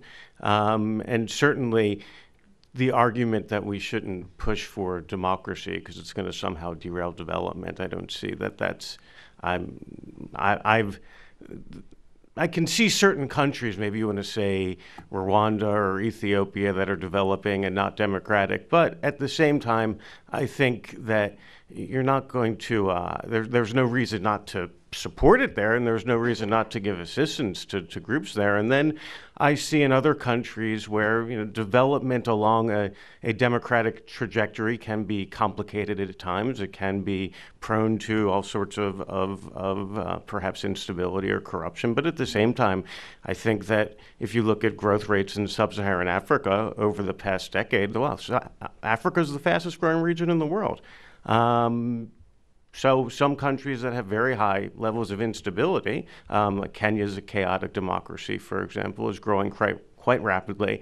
And I spend a lot of time there, and they have an incredibly dynamic private sector that doesn't feel threatened or too concerned about the instability there that comes around election times. And even in Nigeria, you talk to Nigerian business people, and they have strategies. They leave the country for a few weeks, maybe they put their money in overseas bank accounts, but it's still a thriving country. So I think the notion that there's some sort of a trade-off there is one that's been forwarded in the past and tested, and I think rejected in most cases. Tom, you wanted to? No. Just to point out that World Bank experts agree there's no developmental advantage to dictatorship. And Carl, you had a question? Yeah, I just want to use that as an opportunity to elaborate on a point I made briefly in my remarks. There's obviously an interrelationship between development and economic growth and democracy. We're looking through our Center for International Media Assistance at an initiative that will try to embed in development strategies support for free media. I think it would be critical for development if there could be more independent free media in countries that are seeking to make economic progress. Because without free media and without the exchange of information, without the accountability on corrupt governments that free information and free media can bring, you're not going to get real development. Mm-hmm. Just to state the obvious, I mean, that has been a major part of U.S. development strategy, is to support independent media through AID programs, and my own office supports a variety of independent media operations and training programs. So you're acting as if it hasn't been done. Embedding it in development strategies so that development institutions and agencies more explicitly support free media, not DRL or the State Department. USAID does. It's part of AID's development strategy. It's not a priority. I'm talking also about Europe. I'm talking about the global development agencies. It's not there, Tom. Okay. We're going to bring Adrian here into the conversation. Adrian Bassaro, Foreign Policy Research Institute. Some of you have alluded to the decreased U.S. leverage in the world and the adversities, and we've all talked about it this morning. My question is, I know that you, Carl, and Tom, and Barack, of course, you at the World Bank, are trying to get others to do more of the job. You said that we overwhelmingly are the main supporter of democracy around the world. The National Endowment, the European Endowment for Democracy has been created. There have been others. I know you've been taking some initiative on that. My general question is, what are the prospects for, and what is the methods of getting to a point where other democracies help a lot more? It's not always the case that the U.S. is the best point man. Sometimes international entities, sometimes other countries will be much more credible. Thank you. It's a good question. Let me just say that, just next month I'm off to Korea, where we're going to have a meeting on precisely that subject. There's now the creation of an Asia Democracy Network, bringing together activists from all over Asia. The Korean government is looking outward more as we look more, as we've been sort of withdrawing a little bit. They're beginning to become more active, and we're trying to encourage that. They may take an interest in Central Asia. But this Asia Democracy Network is based in Korea. The Secretariat is provided by 4 Korean NGOs, and they want to see the creation of a Korean NED that will, provide the institutional resources that they need really to exercise more of a role in Asia. So there are going to be people there from the European Endowment for Democracy. There are going to be people there from the UN Democracy Fund and from some of the NED family institutions, NDI and the Center for International Private Enterprise, to talk about different models and to encourage Korea to take this step. And we've done that with a lot of other countries. Okay, I see several hands up, so I'm going to take, as best I can, I'm going to take 3 questions, and then we might be running out of time. So 1, 2, and 3. Alan Luxembourg George, from yes. the Foreign Policy Research Institute. A number of the commentators have talked about the trade-off between security and democracy. I'd like to ask about the trade-off between democracy and liberalism. In other words, if we have democratic elections tomorrow throughout the Middle East and Muslim Brotherhood governments come to power, is that good for democracy, and is it good for the United States? Okay, and the second question was right here. Bring a microphone right here to this gentleman, please. Right here.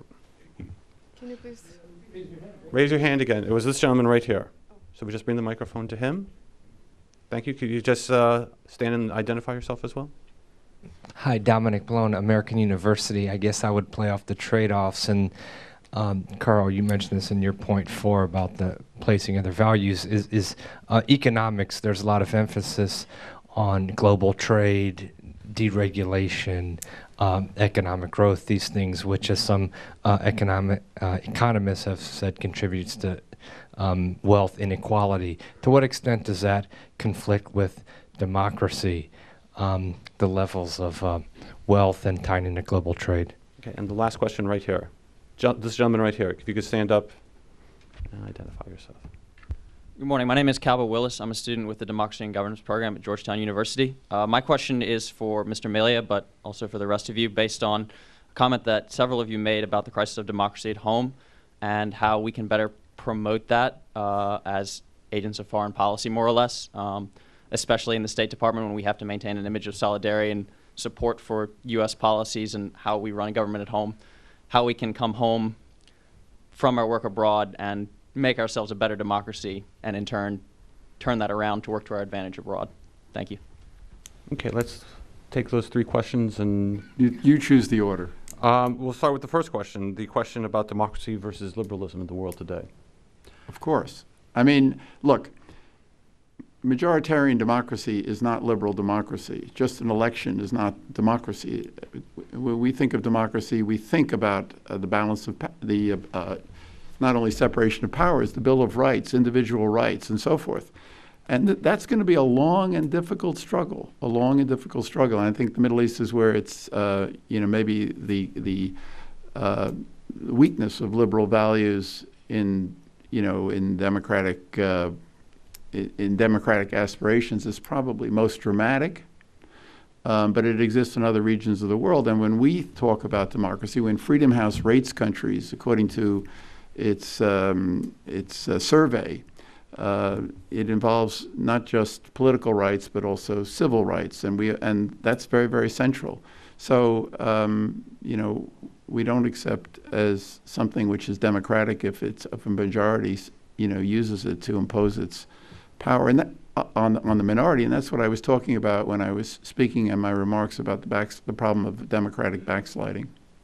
Mm-hmm. And economics and trade. That's you, Brock.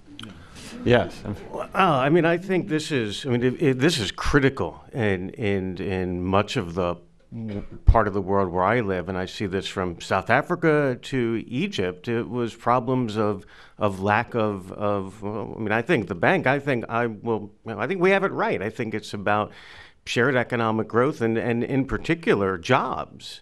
And when the contradictions between the elite and the regular people got so severe in Egypt and Tunisia, perhaps not so much in other countries, but that was ultimately, it was about that. So I think this is critical. I know that in much of sub-Saharan Africa, you've got there's a very large youth bulge, and most people are under the age of 30, and the growth there isn't producing jobs, and this is a harbinger of a very big crisis. In fact, it's been the biggest crisis in South Africa and it's a very unstable situation. So I think that, and also in the Middle East, and I think that also in Syria, that yes, large groups of reasonably well-educated but unemployed men of working age is a sure sign of instability, no question about it. Sidney Hook, the late philosopher, once wrote an essay, gave it actually as a talk, called The Social Democratic Prospect, in which he said, we put freedom first, but if you have levels of inequality that are so great, it ultimately will undermine the kind of political freedoms that we cherish. So inequality is a very, very fundamental problem that has to be addressed. The only thing I would say that I believe that a free and open society with the rule of law will do better in terms of managing these issues of inequality. You can say, yes, China has grown, it's developed the middle class, but I think that's only laying the conditions for a political transition if they want to continue along this road, because you're going to need the rule of law to do that. Well, last point. In democracy, people can organize if they have the rights to organize and defend their interests, and that also can lead to greater protection for them and greater respect for their economic rights. Well, we've almost. Do you have a last comment, Tom? Or?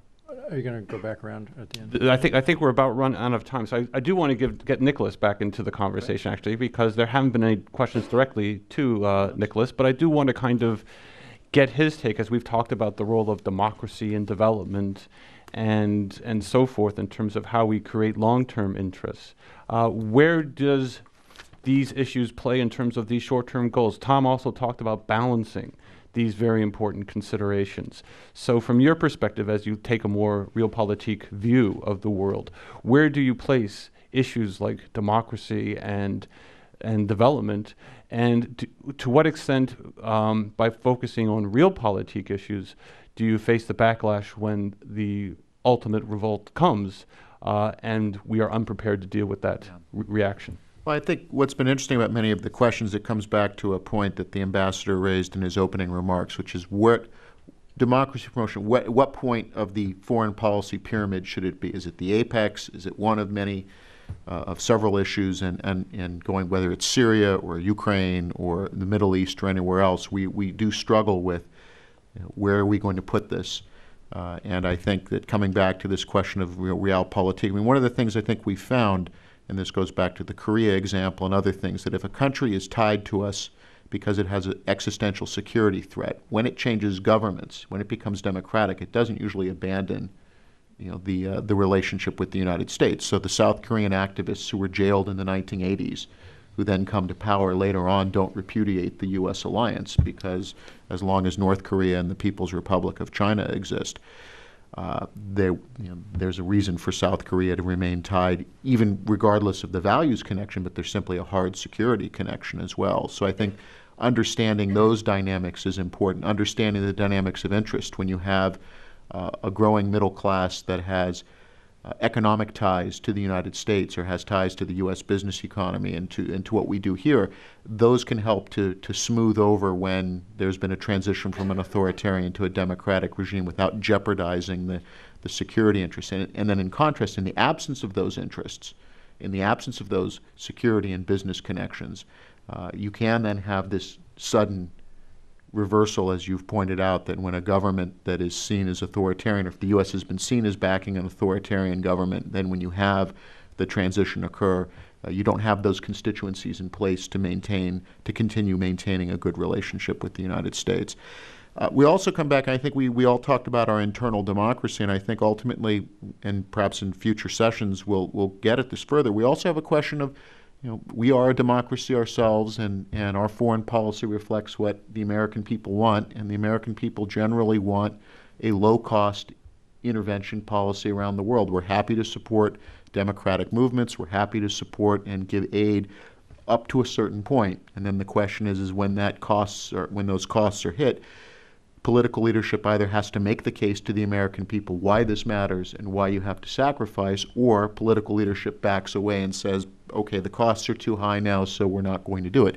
Syria, I think, was a great question of that, we could have supported a movement there, but there were costs involved, and I don't know that people were willing to pay those costs, or at least to justify that to a domestic audience. And given that we are a democracy, our foreign policy can't, ultimately comes back to that question as well. The American people get the final vote, and they'll determine what mix of values, what mix of realpolitik and values and promotion of democracy. And I think Americans would like to do both.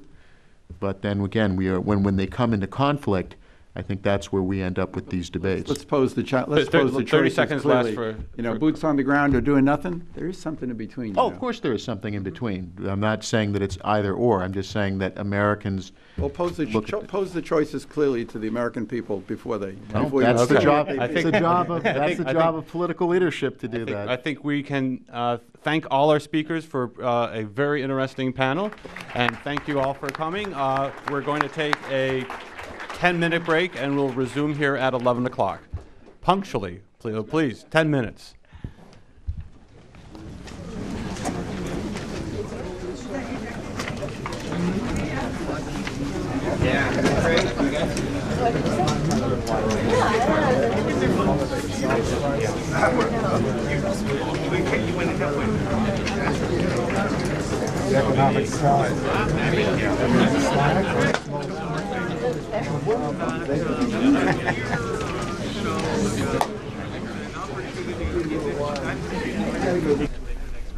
A short break here in this conference on the promotion of democracy around the world. When they return, an examination of the core components and their effectiveness in efforts to encourage the development of democracy internationally. We'll hear from specialists from Temple University, Columbia University, and a Czech Public Policy Group will take part in that discussion. It should begin in about 10 minutes, about 11 o'clock Eastern, and we'll have it live for you here on C-SPAN 2. While this break continues, we'll show you some of this morning's discussion.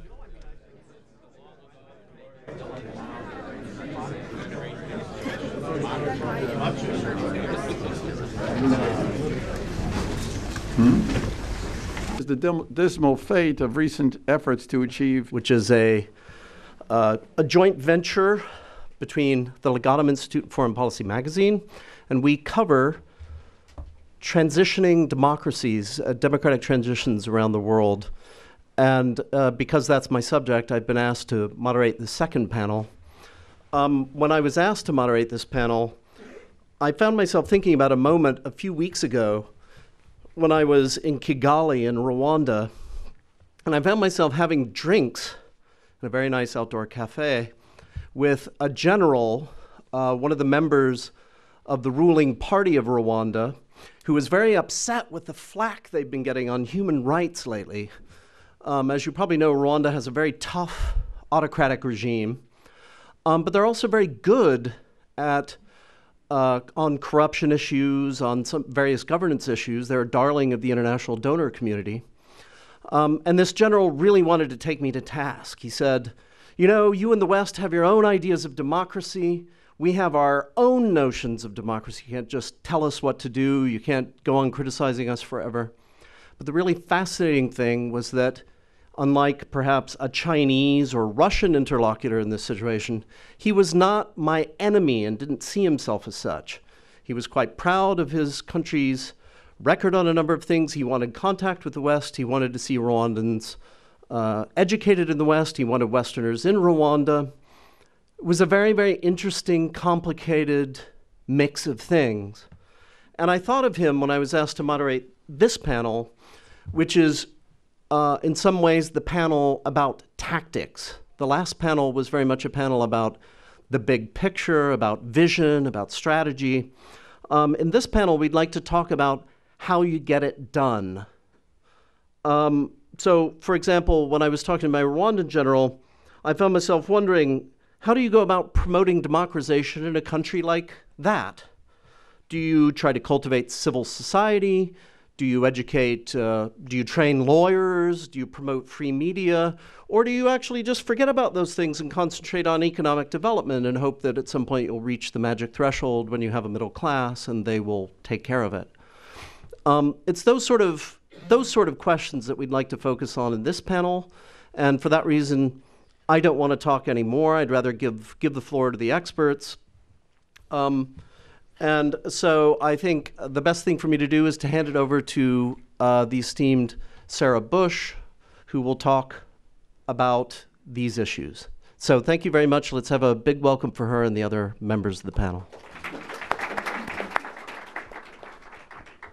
So thank you for giving me the opportunity to be a part of this exciting conference. It's an honor to be discussing these issues with an esteemed group of panelists and with all of you. So as our moderator already noted, in this panel, in contrast to the previous one, which was focusing on questions like whether the United States should promote democracy, I'm going to be focusing my remarks, along with those sitting beside me, on the topic of how the United States should promote democracy. And I think this nuts and bolts question of how the United States should promote democracy is vitally important, although it's one that has often been, I think, overlooked in the debates that we've been having about democracy promotion in the big picture over the last decade or so. But I do think that the devil is in the details when it comes to democracy promotion, as it does with so many things. If we're not promoting democracy effectively, or if we can't promote democracy effectively, then we probably need to reassess whether we should promote democracy at all. And on the flip side, if democracy promotion works, then I think it's really hard to argue that it shouldn't be part of the foreign policy picture. So I'm going to try to focus my remarks on the question of what we've learned about how to promote democracy after 3 decades. And I'm approaching this question from my perspective as a university professor and as someone who follows the large and growing body of research on the topic. And I'm grateful that other people who are on the panel with me can speak from their rich personal experiences working in this field. So from where I stand, the perspective from the research on democracy assistance's effectiveness is mixed.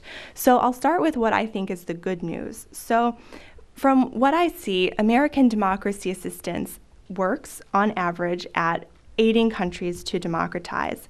About 10 years ago, USAID funded an academic study conducted by highly respected and independent scholars led by Stephen Finkel from the University of Pittsburgh to investigate the subject of USAID's program's effectiveness. And they found, both in the report that they were commissioned to write, as well as in a peer-reviewed study that was published by a journal based at Princeton University, that on average, USAID democracy and governance programs do have a causal impact, a positive causal impact on democracy. But they also noticed a lot of challenges to identifying this kind of effect. So one of the challenges they noted is that the countries that get targeted to receive democracy aid are not selected at random, and they tend not to be like the countries that don't receive aid. And so that makes it really hard to make a good comparison to gauge the effectiveness of the programs. They also noted that it can be hard to agree on how to define and measure democracy. And although we have a number of indicators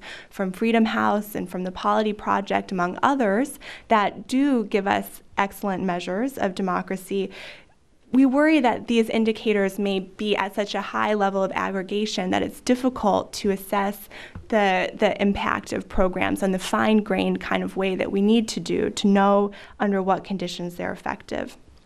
Another problem that was noted by this study is that some of our historical records on U.S. democracy and governance programs are poor. Okay, so there are a lot of challenges to identifying their impact, but no matter how the scholars sliced and diced the data, they found a good, strong, positive relationship between democracy aid and democratization. And I think the news gets better because it wasn't just this group of people that found this kind of relationship. Numerous other independent scholars have replicated the findings, people like James Scott and Carrie Steele, Berkut Savun and Daniel Tyrone. And not only do they find that democracy aid seems to be positively associated with democratization, but they find that democracy aid seems to help countries that are emerging from civil conflict maintain a fragile peace by reducing political uncertainty. And I think this speaks to some of the debates from the previous panel about fragility and uncertainty.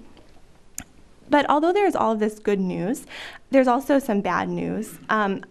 From where I sit, although the studies seem to demonstrate that democracy promotion works on average, I think we don't have a fully compelling understanding of why it works and under what conditions it works. And that's pretty tricky. Without that knowledge, it's hard to figure out how to avoid some of the headline-grabbing worst-case scenarios of the past, and it's hard to know how to design programs better in the future.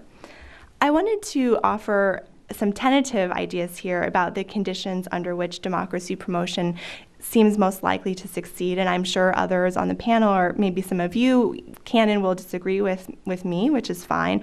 But I'd like to propose what I would call the 3 Ds of democracy assistance effectiveness. And the first D is donor interests.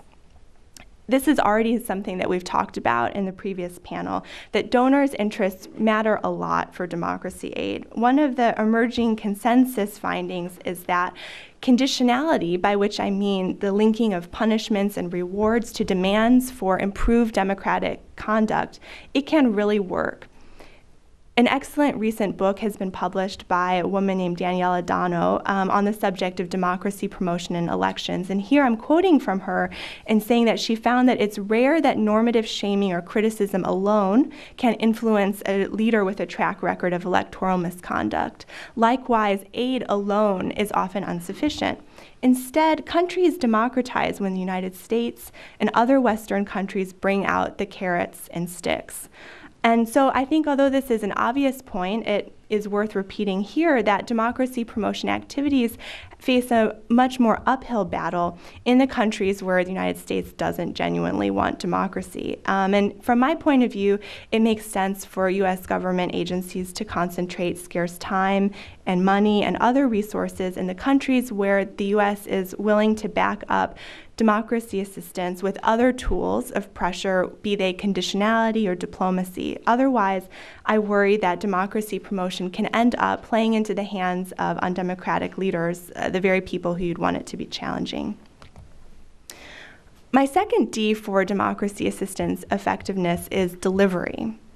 To have a shot at supporting democratic change in countries where the United States has competing interests, initiatives that have insulation from the U.S. government, like the National Endowment for Democracy, have to be an essential part of the formula. Although and I'm sure many people in the room have experience with this, that American NGOs that receive government funding to work on democracy in the developing world, although they may have some suspicions that they have to face, I think is really important from the perspective of delivery to use strategies that are insulated in this way from the U.S. government, because doing so prevents competing foreign policy objectives from overwhelming the program's good intentions of promoting democracy. Funding democracy outside of the U.S. government is often the best strategy because doing so ties the U.S. government's hands and prevents it from interfering in programming decisions. Otherwise, and here I return to my first D of donors' interests, it's too easy for donors' interests to swamp democratizing good intentions. I think there are a couple of other aspects of delivery, my second D, that are important for democracy assistance's efficacy, and I'll just mention one here, although we could go on.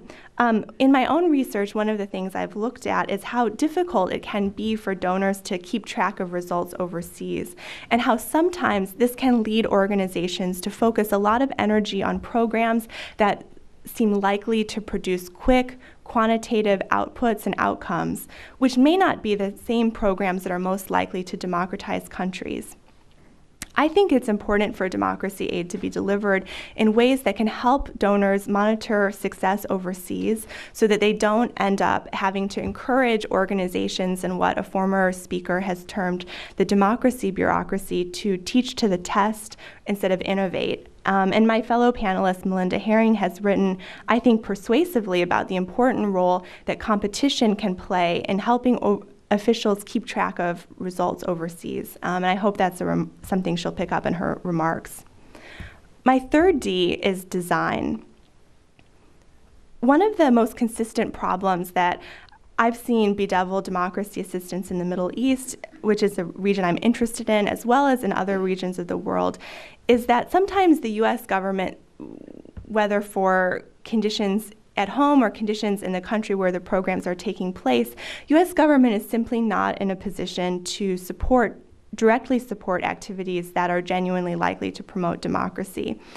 Many of the U.S. government efforts that I've seen in the region are quite tame. They're not very confrontational towards the status quo. They may take on issues like promoting women's inclusion or local governance in a fundamentally undemocratic environment. And I think that these types of programs may be good and right. In my own research, actually, in Jordan, I find that these programs can have very positive effects. However, I think that these kinds of programs are more questionably democratizing. And although it may be the case that they plant the seeds for democratic change in the future, I think the jury is still out on whether or not that's the case. And so, in my view, democracy assistance seems most poised to have a positive effect in countries with genuine opposition movements.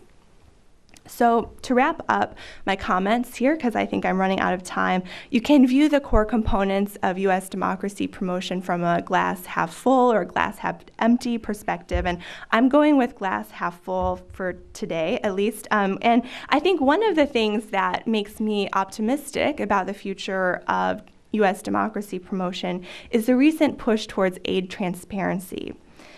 There are a number of initiatives in this realm. One of them that I'll highlight is a recent USAID-funded initiative, Aid Data, which is gathering and geocoding micro-level data on U.S. government aid projects. And Aid Data, along with other initiatives, is leading new detailed case studies of democracy assistance and foreign assistance, many of which are modeled on the research of the award-winning economist Esther Duflo, who has conducted randomized controlled trials out of the Poverty Action Lab at MIT. And I think this movement towards looking at the micro level, trying to have more transparency in the allocation and design of foreign aid, and really looking at the details of how programs work on the ground overseas. Of course, it's not a panacea for any of the political problems identified in the previous panel. However, if democracy promotion is here to stay, and I imagine that it is, I think this kind of detailed knowledge is just what we need to understand the questions of why and under what conditions aid will work. And until we're finished looking through these detailed case studies, I will leave you with my own speculation about the 3 Ds: donor interests, delivery, and design. Thanks very much for that, Sarah. So let's go over to Tsveta for her remarks.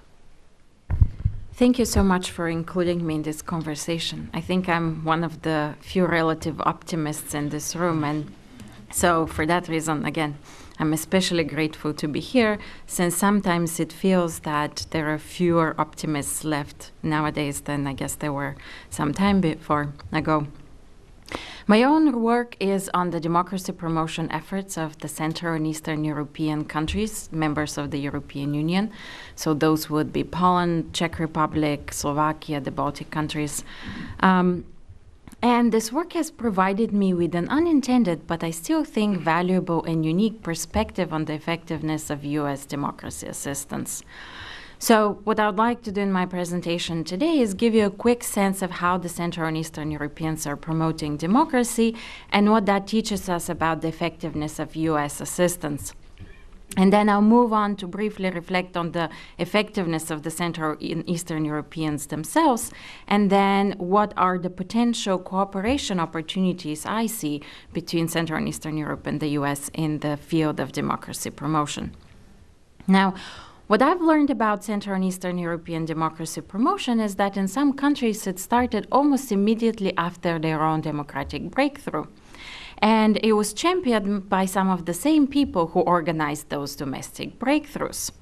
So given the nature of regime change in Central and Eastern Europe, civil society has played an important and driving role in terms of democracy promotion, both as implementers of such support abroad, as well as champions and advocates for their states to invest similarly in supporting democratization abroad. The Central and Eastern European countries have leveraged their bilateral diplomatic channels, as well as various citizen diplomacy forums, to support democratization abroad, and they've also leveraged their membership in the EU and NATO. Lastly, a number of the Central and Eastern European countries have started providing democracy assistance, but it's tended to be more on the technical than the financial side. So in sum, we have several of these countries that have began supporting democracy primarily in their neighborhood. And they have emphasized diplomacy and especially regional multilateral diplomacy. And their efforts have tended to be limited in terms of the number of recipients and the geographic scope of recipients to a few neighboring countries. And those are points I'll come back to later in my presentation. So at this point, you may wonder what, if any, role the US has played in encouraging and supporting Central and Eastern European democracy promotion. And I've seen two types of impact. The first one is that in a number of the conversations that I had with key civic activists and foreign policy makers in Central and Eastern Europe, I kept hearing a common refrain, which is, to use a quote from one of my interviews, we have a debt to be repaid.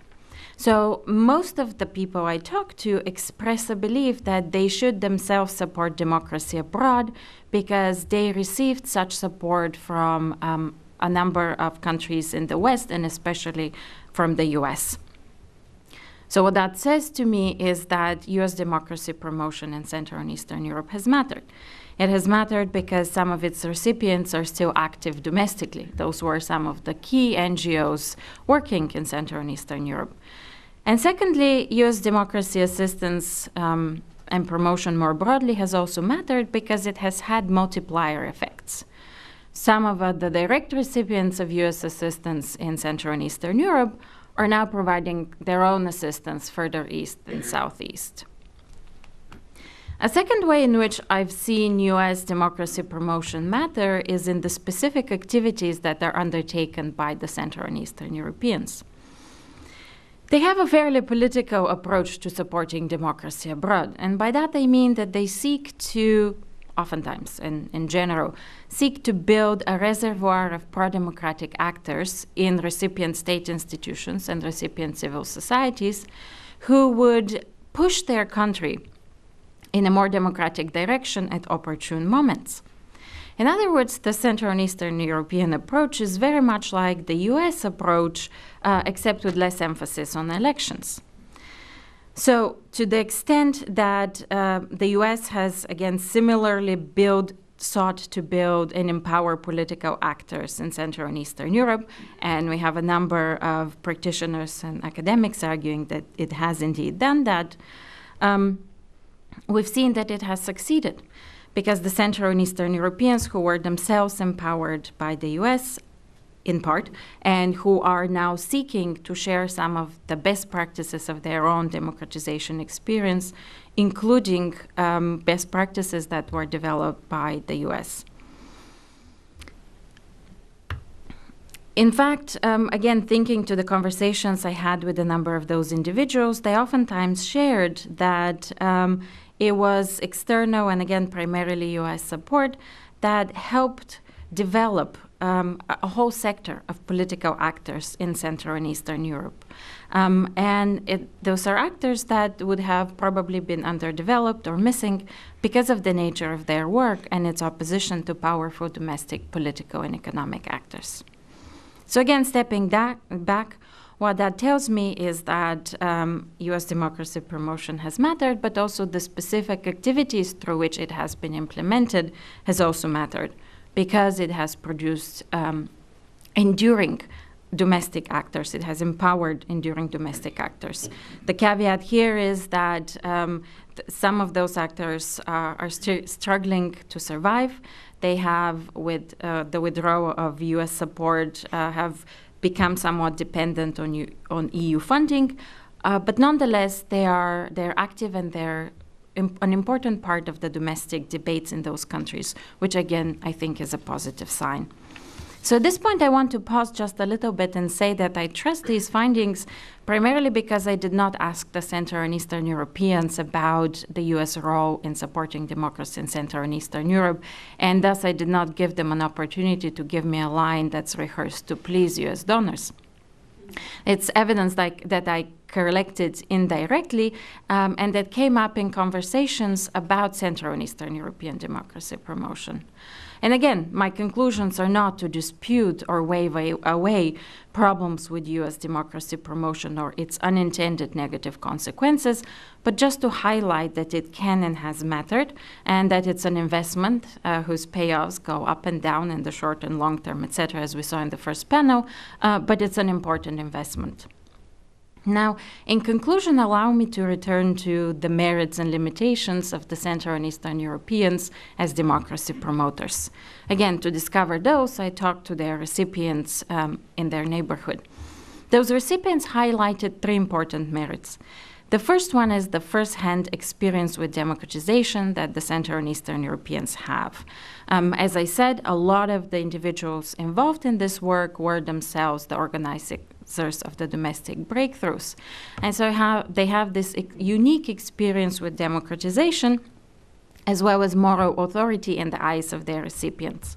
And they come with what I call recipes, or those are sets of steps that could be taken to implement certain reforms that could be, again, sets of steps to be taken that could be tailored to the needs of recipients given the recipient's stage of democratization. The second important merit of those actors is their local knowledge and their ties to important local interlocutors, which give the Central Eastern Europeans access to important democratization stakeholders and allow them to broach sensitive issues as peers, rather than from, I guess, the pulpit of accomplishments and centuries of democratic experience.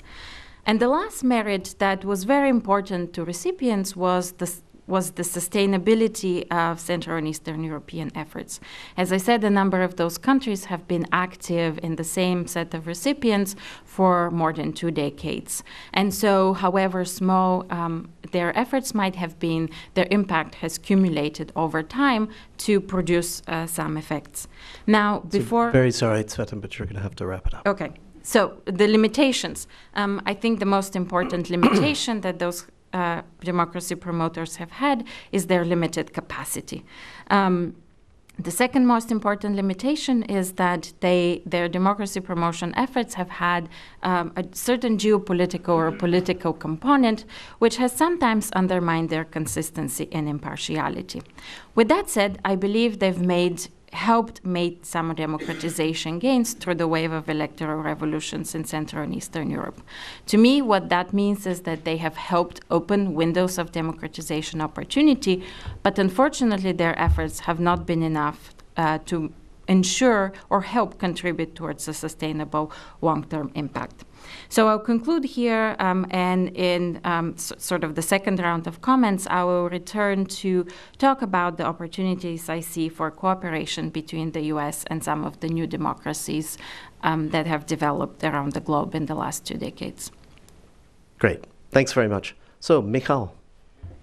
All right. Thank you very much.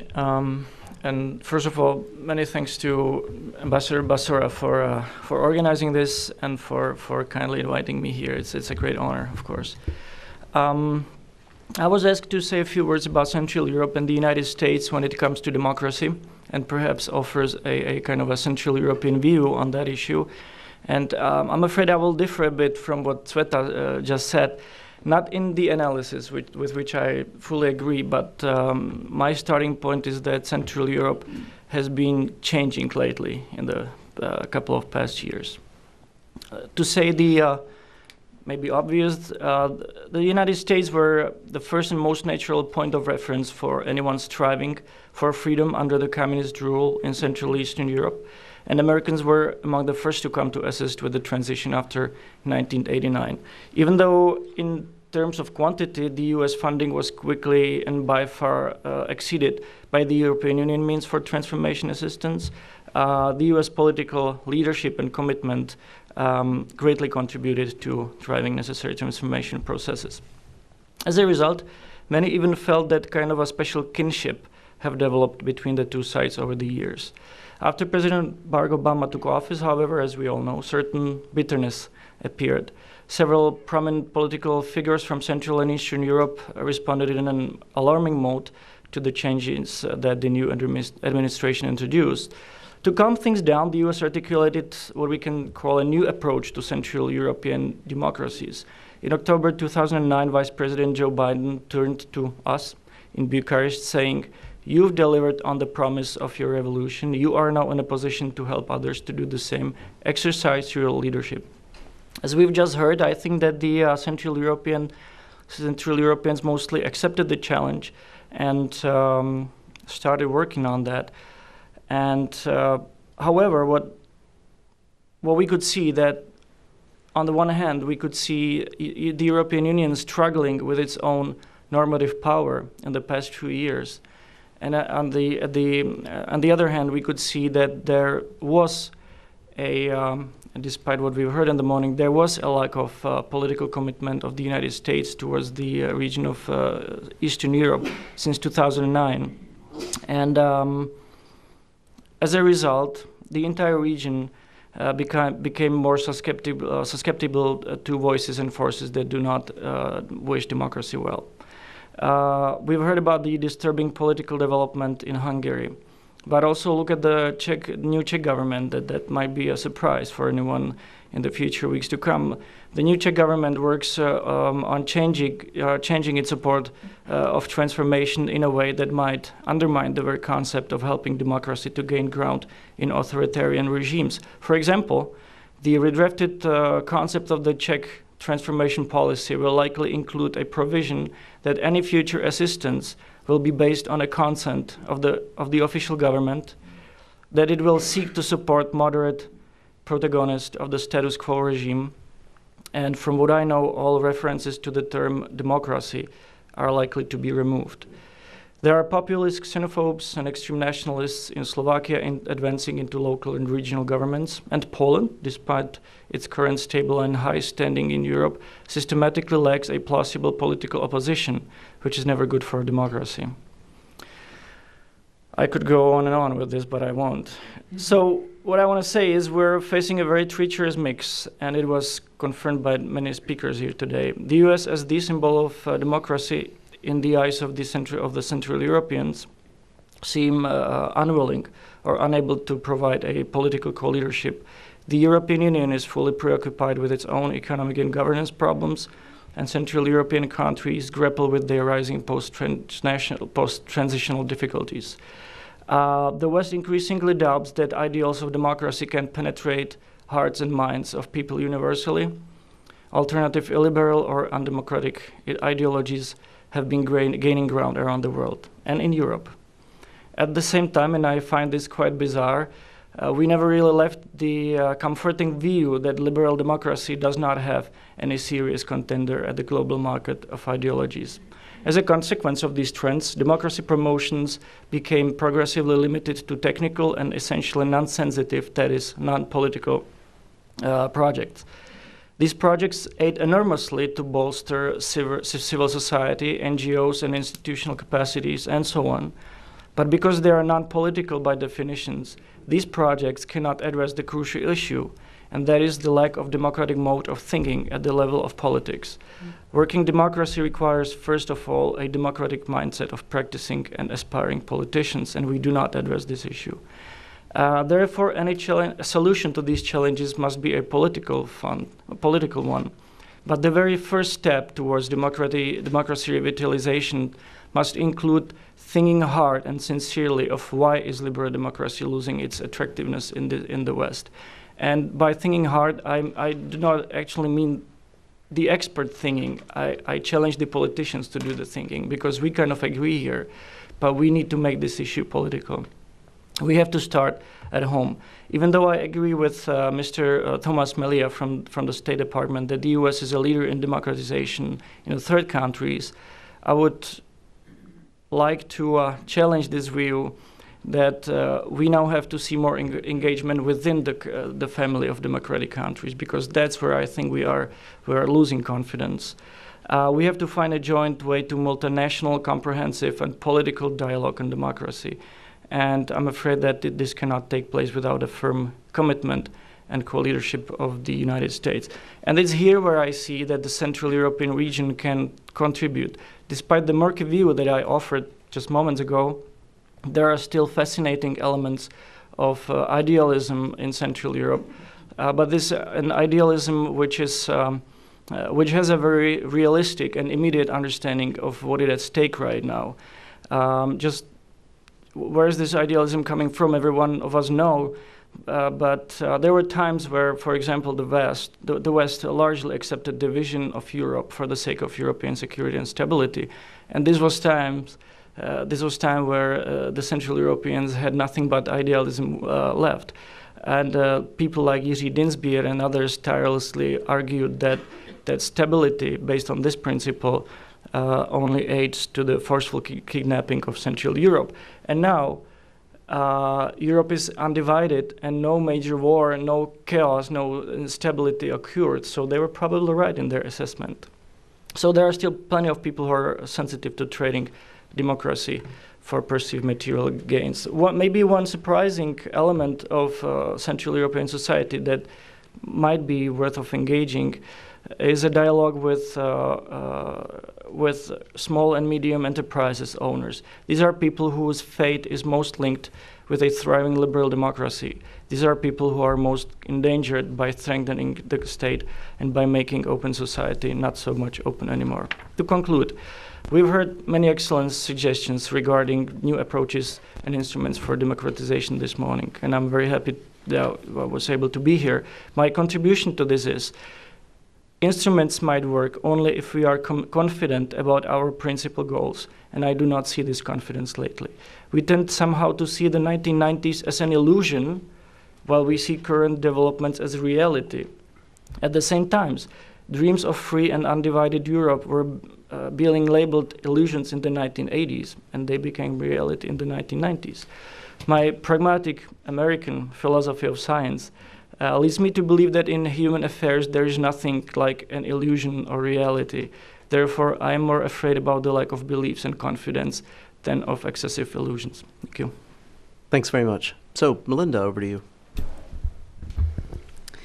I'm also very grateful for the opportunity to be here this morning and delighted that we're having a serious conversation about reforming U.S. democracy assistance in Washington. I think it's high time. Like many others, my commitment to this field was inspired by the legacy of individuals like Havel and Walesa. When I became a program officer a few years ago, I desperately tried to understand the logic behind my $3.5 million program. It was a civil society program in Azerbaijan, and the program was meant to empower youth and women, and these are two powerless constituencies in Azerbaijan. The thinking was that if we were to empower these youth and women, they might convince their friends to pick up trash and start computer centers. Sounds good, but hardly the stuff of great change. We would have been far better off by putting those funds into investigative journalism in Azerbaijan. Courageous journalists in Azerbaijan have shown that there's a serious problem with elite corruption, and President Ilham Aliyev's 12-year-old son at the time owns 9 waterfront mansions in Dubai that are worth approximately $44 million. These are the kinds of stories that will break the fear factor and inspire people to change their own societies. I am very critical of the democracy bureaucracy, especially USAID, for implementing ineffective cookie-cutter programs, but let me be clear.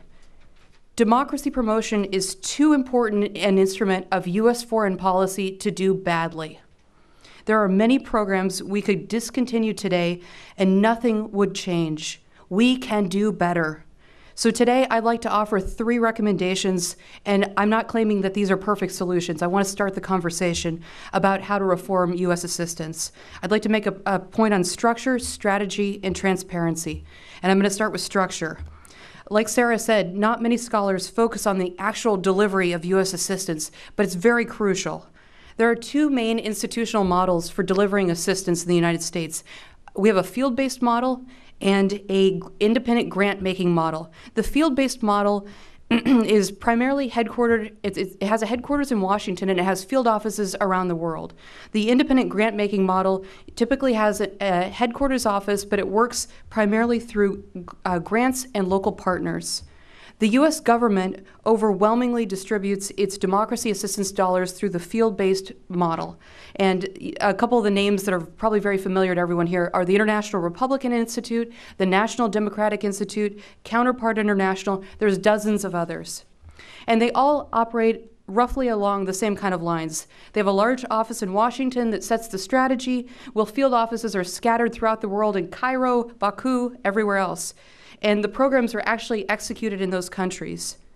But field offices have 2 main disadvantages, and I'd like to get us thinking about these and talking about this today. Number 1, field-based organizations are vulnerable to strong-arm tactics by repressive regimes. Look no further than Moscow and Baku.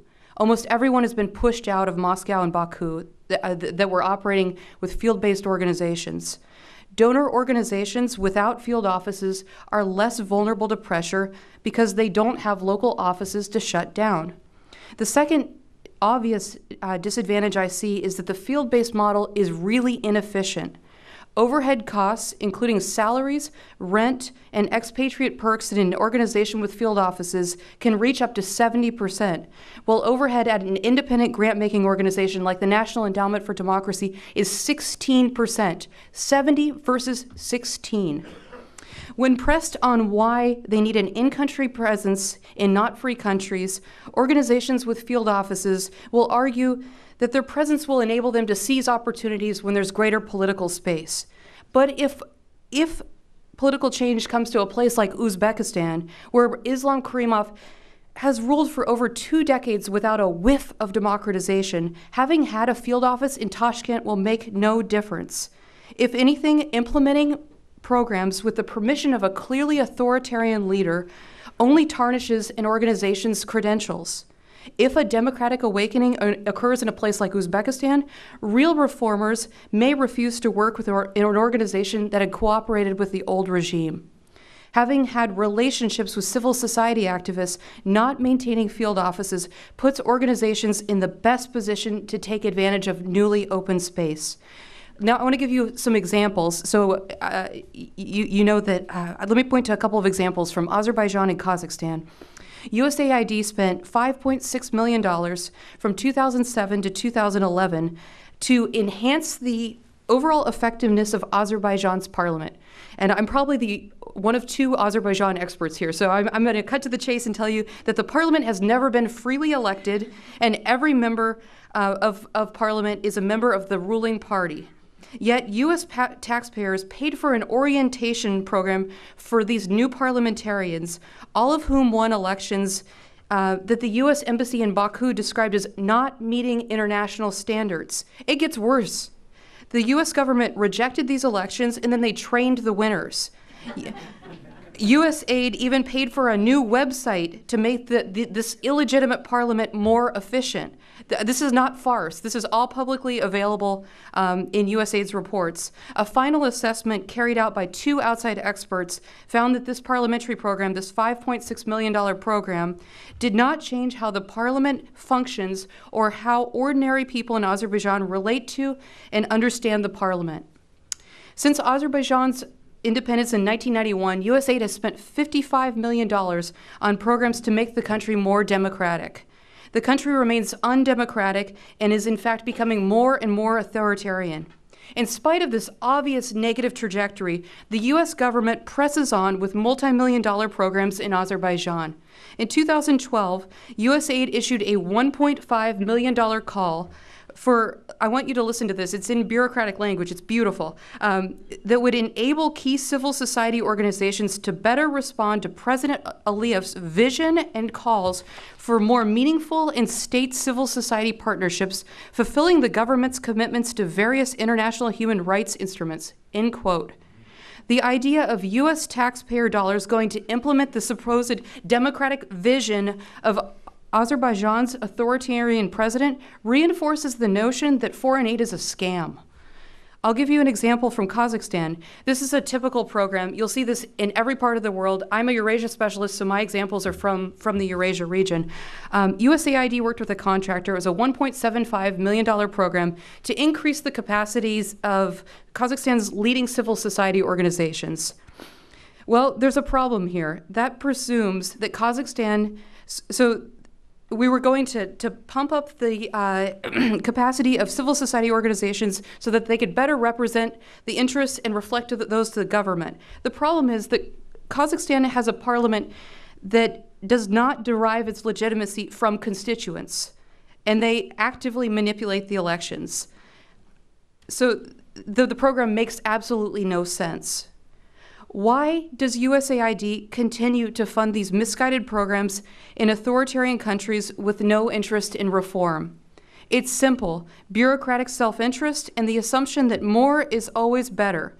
We can end this waste with an emphasis on triage, allocating more money where there's a greater chance of change. The alternative model is the National Endowment for Democracy, and it's a well-known model. It does things very differently. It funds small grants directly around the world, and it selects the most promising ideas from indigenous organizations. So Russians are trying to fix Russian society. There's a lot of wisdom in this model. It acknowledges, like Tom Melia said, that outsiders have a limited role to play in political transitions. In my opinion, the NED is an absolutely unique model and one that should be commended and bolstered. Practically speaking, the rule that I've come up with when thinking about a division of labor, as Carl encouraged us to do, is that only the NED should operate in countries that Freedom House ranks as not free, while USAID and its implementers should concentrate their skill and know-how in partly free environments. Okay, we're going to have to get to the conclusion. Sure. My two other points, I'm just going to summarize them, are on strategy. And on strategy, we ought to deploy our shrinking resources in places where a democratic outcome is likely. So that means no multi-million-dollar programs in Afghanistan, Azerbaijan, Kazakhstan, Russia, or Uzbekistan. These countries are not in transition, and we shouldn't fool ourselves thinking that they are. My final point is on competition. Competition needs to be encouraged, and transparency is a vital aspect of competition. There's some non-competitive mechanisms in this field, and those need to be eased out. So, in conclusion, I think the democracy assistance community needs to have a tough conversation about the meaningfulness of its programs. As a program officer, I was appalled when I went through old files and saw that we'd been implementing the same tired strategies for more than 10 years. This needs to change. Taxpayers deserve better, as do aspiring Democrats. Thank you. So thanks very much. Let's have a round of applause, first of all, for our panelists. They did hard work up here. And now I would like to ask you all to very quickly sum up your conclusions from what we said so far. You each have 3 minutes, which is not very much, but let's keep it crisp. Thank you. Okay, I'm actually not really sure where to begin. There is a lot of interesting things that were just said. So I guess I would just pick up on a few points that the other panelists made that really resonated with me. And as I'm not a Eurasia specialist, I'm learning a lot from them. So I think one point that I'd like to hit on is that I think some of the structural problems that Melinda identifies with the field-based model, I think occasionally some of the donors' interest concerns that I tried to emphasize in my presentation can be lurking in the background. I think that I have observed pretty similar legislative assistance programs, large legislative assistance programs in countries like Jordan, where there can be kind of magnificent attempts to build the parliament's capacity, even while the parliament no longer exists because it's been dismissed by the monarchy. I think that they originate from some of the same dynamics that Melinda is talking about, but some of the geostrategic imperatives also are at play. So I guess I would just emphasize the continuing role of donors' interests, even as we look at some of the structural and kind of competitive aspects that were highlighted. And I think that in Sveta's comments about the idea that some actors have that there's a debt to be repaid and a really ardent commitment to promoting democracy, these are, I think, the donors that are willing to make the hard trade-offs against competing interests and financial pressures to promote democracy in ways that are most likely to make change. So I'm sure that's under, my time, but let me give it to my fellow panelists to finish their remarks. So I'd like to return to this idea of reforming U.S. democracy promotion by encouraging its cooperation with actors, democracy promoters from other new democracies around the world. And again, I will speak from my experience in Central and Eastern Europe, but I think there are important complementarities. I believe that the U.S. reputation as one of the oldest democracies around the globe, but still a democratic innovator, as well as its capacity, are a good match for the first-hand experience with democratization, as well as the local knowledge and ties of a lot of those new democracies that are regional players. Some such cooperation has already begun, but I think there is room for improvement. So allow me to put forward 4 such ways in which I think this cooperation can be more fruitful, which in part respond to some of the criticism that we've seen about the democracy promotion efforts of new democracies. The first one is that a lot of U.S. engagement with those actors has been top-down, and it's mostly in the form that my colleague talked about of U.S. Diplomats putting pressure on those governments to do democracy work. I don't think that works, and Hungary is a great example here. There was a lot of investment, both from the US as well as Western Europe, in getting Hungary to support democracy in its neighborhood, and that did not work.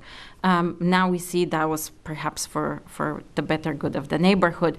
But what I think is more important here is that what the US could do instead is invest in organic, bottom-up, civic cross-border solidarity and cooperation, and political party-level cross-border solidarity and cooperation, and local government cross-border solidarity and cooperation. That brings me to my second point, which is that I think part of the reason why we talk past each other is that we have different visions of what democracy promotion should be like. To me, democracy promotion is about solidarity among actors who are interested in making their countries more democratic ones. And oftentimes, that kind of solidarity is possible and especially important when both sides of the donor-recipient dyad are struggling with challenges to democracy at home. So the fact that Central and Eastern Europe is at the moment in perhaps a moment of disillusionment with democracy is not a reason to discourage their democracy promotion. In fact, I've seen some of the most successful efforts be exactly activists or politicians who are pro-democratic sitting together and brainstorming about what is it that they can learn from each other. I'm terribly sorry. Okay, finishing up. And again, what I've seen from Central and Eastern democracy promotion is that oftentimes it is not just about what those countries have done at home, but what they have done that didn't work and maybe that their counterparts should not repeat abroad. Great. Thank you very much, Michal. All right, what's your takeaway? What stands out for you? Well, it would be kind of disparate, but one thing is that I definitely agree that there is a lot to be done with the Central European NGOs. As they are well equipped for their experience. They're relatively cheap to run. They are not corrupt too much. So there's definitely a lot to use. But the problem is that there's a growing gap between those who would work for the NGOs and the frustrated society writ large, frustrated and apathetic. And I mean, there's a lot of losers of the economic transformation in Central and Eastern Europe, but there are those who are attempting to use this frustration and to change it into a better grip of a state over the society. One question may be to Melinda, and I don't think you really that was the way you were heading, but there was something about kind of pulling back money from the most closed regimes. I completely agree with the logic, but how to make sure that, I mean, the societies are not monolithic, which you know much better than me. So how to make sure that those who are striving for democracy in those regimes, that these are alive, you know, or they have some money to distribute, whatever they have to distribute. So how to make sure that, is it through net, or how to make sure that this is going to happen? And one last remark, maybe coming back to the first panel, we did not address the fact that I mean, we use Poland or Central Europe as a reference point for good transitions, but we didn't say that this happened when pro-democracy promotion was the highest priority of both the European Union and the United States. I mean, there are some structural elements in the societies in the region, and so that might help it, but we should realize that this is not the case anymore. I mean, the democracy promotion is not that close to our hearts as it was in the 1990s. So we should not blame everything on the third countries or on the societies, but we somehow kind of scale back our own ambitions. So, Melinda, maybe you can respond to that a little bit. Absolutely. I'm gonna do my takeaways, then I'll respond to Michal if that's all right. So on Sarah's points, I think she's right that conditionality is something that's really important, and this is a point that's made in the literature over and over again. That democracy promotion is much more difficult now because we have a lot less conditionality. Maybe we need to think more creatively about how to create new conditionality. Let's see. I hear you on delivery that there's a tendency to focus on programs that are results heavy, and so there's a tension because you want to give implementers enough room to be able. I mean, this is difficult work, and it often takes years and years. I think there is a tension in delivery, and I think you're absolutely right to point to that. Sveta, I'd love to hear you. I've heard Sveta speak before, and when she talks about local ties and knowledge, she makes a really important point. She didn't give the example today, but she observed a program. It was, I think, a USAID-funded program. It was a local governance program, and USAID was trying to take a local governance program to Ukraine, and it didn't fit at all in the context. And she said, it would have been much better served if we'd taken the Polish model, which is much more similar, and applied it in a Ukrainian context. And so I think there's a lot of wisdom in that. And I think Michael made some interesting points that programs tend to be very technical and not political. And Carl said that this morning, that the political part of this is extremely important, and we shouldn't shy away from that. And I also liked Michael's point on looking at small and medium-sized business owners. But to answer your question, I see a division of labor. I don't think we should cut off all assistance to even very hopeless countries. We should continue to use the National Endowment for Democracy to keep the flame alive. They know how to work in authoritarian regimes better than anyone else. And ambassadors also have small funds that they can give out as well. Okay, great. Thanks for that. Now, I wish we had a bit more time, but let's open it up for questions, please. This woman here, yes, and I think fifth row. Miriam Lanskoy, National Endowment for Democracy. Melinda, thank you so much for bringing up Azerbaijan, which I think is a very timely and excellent case study for a lot of the themes that have come up here. First of all, for the pull of Europe, the argument about Central Europeans being such a great model is the idea that Europe is not only a model, but the idea of membership can promote better democracy in the applicant countries. Azerbaijan has carried out the worst crackdown ever. It has arrested dozens of activists. The best human rights people, the best journalists are in jail.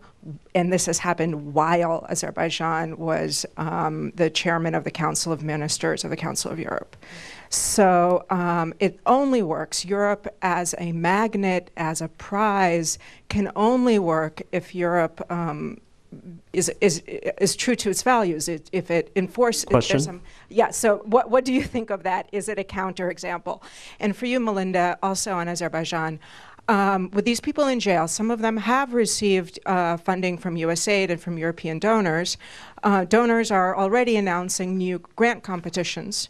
So with top people in jail, there's an opportunity for the government to bring up a whole bunch of gongos right now. So what should USAID, what should European donors, NED, others do in a situation like this? All your best people are in jail. You have millions of dollars to spend. European Commission announced new $3 million competition. How should people handle it? So, Melinda, I think that one's for you. I think the second part's for me. Okay. Okay. Why don't you tackle it? Yeah, okay, I'll jump right in. I really share your concern, Miriam. I can't believe that many of the people I've worked with in Azerbaijan are behind bars. And I think Tom Melia was really clear on this point, that we need to use our political and moral leadership to stand up for these people. So democracy, and Carl made this point too, democracy assistance isn't just programs. It's also using our moral leadership to say that you can't get away with this, and holding states to the commitments that they've made. So I've seen that Azerbaijan and these donors have more money, and I've seen horrific programs, I think mostly aid-funded programs in Uzbekistan and Azerbaijan funding gongos. And I don't think that we should be funding gongos, and we need to do a better job of figuring out who's a gongo and who's not. And you can't quote someone like Islam Karimov and take him seriously as a democratic reformer, or Ilham Aliyev. So if there For those of you who don't speak the language, a gongo is a fake NGO sponsored by an authoritarian government. and there's plenty of them in the regime. So we need to do our due diligence before we give out money. I mean, that we have to do due diligence. But when there's no one to fund, put the money in countries where there's more openness, namely in this region, Ukraine, Moldova, and Georgia. Very good. Miriam, does that cover it? Do we? I'm sorry. I think we'll just have to move along. Yes, this gentleman in the middle here.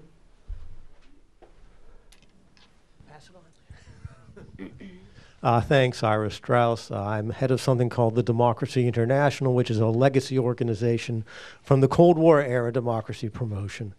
I have a question about the connection of this with the first panel. This has been wonderful on the specifics of democracy promotion efforts, but there's been a question about multiple standards, double standards, multiple considerations in life. Sveta said it's a weakness of Central European democracy promotion to have strategic purposes.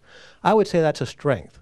The first wave of democracy promotion had a clear strategic conception in the 80s, and legacy after the 80s when communism collapsed. So the question, though. And the question is, have we gone from doing more good than harm when we knew what we were about and when we answered to realist criticism seriously, we were controversial, have we gone to doing more harm than good because we forgot the constraints that could make us sometimes do more harm than good? Who would like to tackle it? Sveta, would you? Yeah. Great. I ran out of time. Otherwise, I would have elaborated on that point. And the way that I see the geostrategic angle play here is that it's a double-edged sword. On the one hand, if there is a clear security rationale that backs democracy promotion, it makes a country provide efforts that are resolute, that are sustained, and that in that way have a positive impact. On the other side, however, such a geostrategic rationale oftentimes serve to make those efforts inconsistent because those countries are tempted to back the pro-their guy rather than necessarily watch out for improving the democratic process. So to me, there is a trade-off there. And just as we discussed in the first panel, it's something that the country has to educate its public about, have a conversation, and decide where along the continuum it's willing to sit. I actually have a question I'm going to ask very quickly, and it's a question from Michal, especially, perhaps also Sveta, whoever wishes to answer. So we talked about Hungary, but we sort of danced around it. Prime Minister Viktor Orban recently gave a speech where he said, we want a liberal democracy. We're tired of this liberal democracy stuff. So it would seem that Western democracy promotion efforts in Hungary have failed. Let's just say that. How did they fail? What did we do wrong? I realize the answer may be a long one, but let's try to boil it down.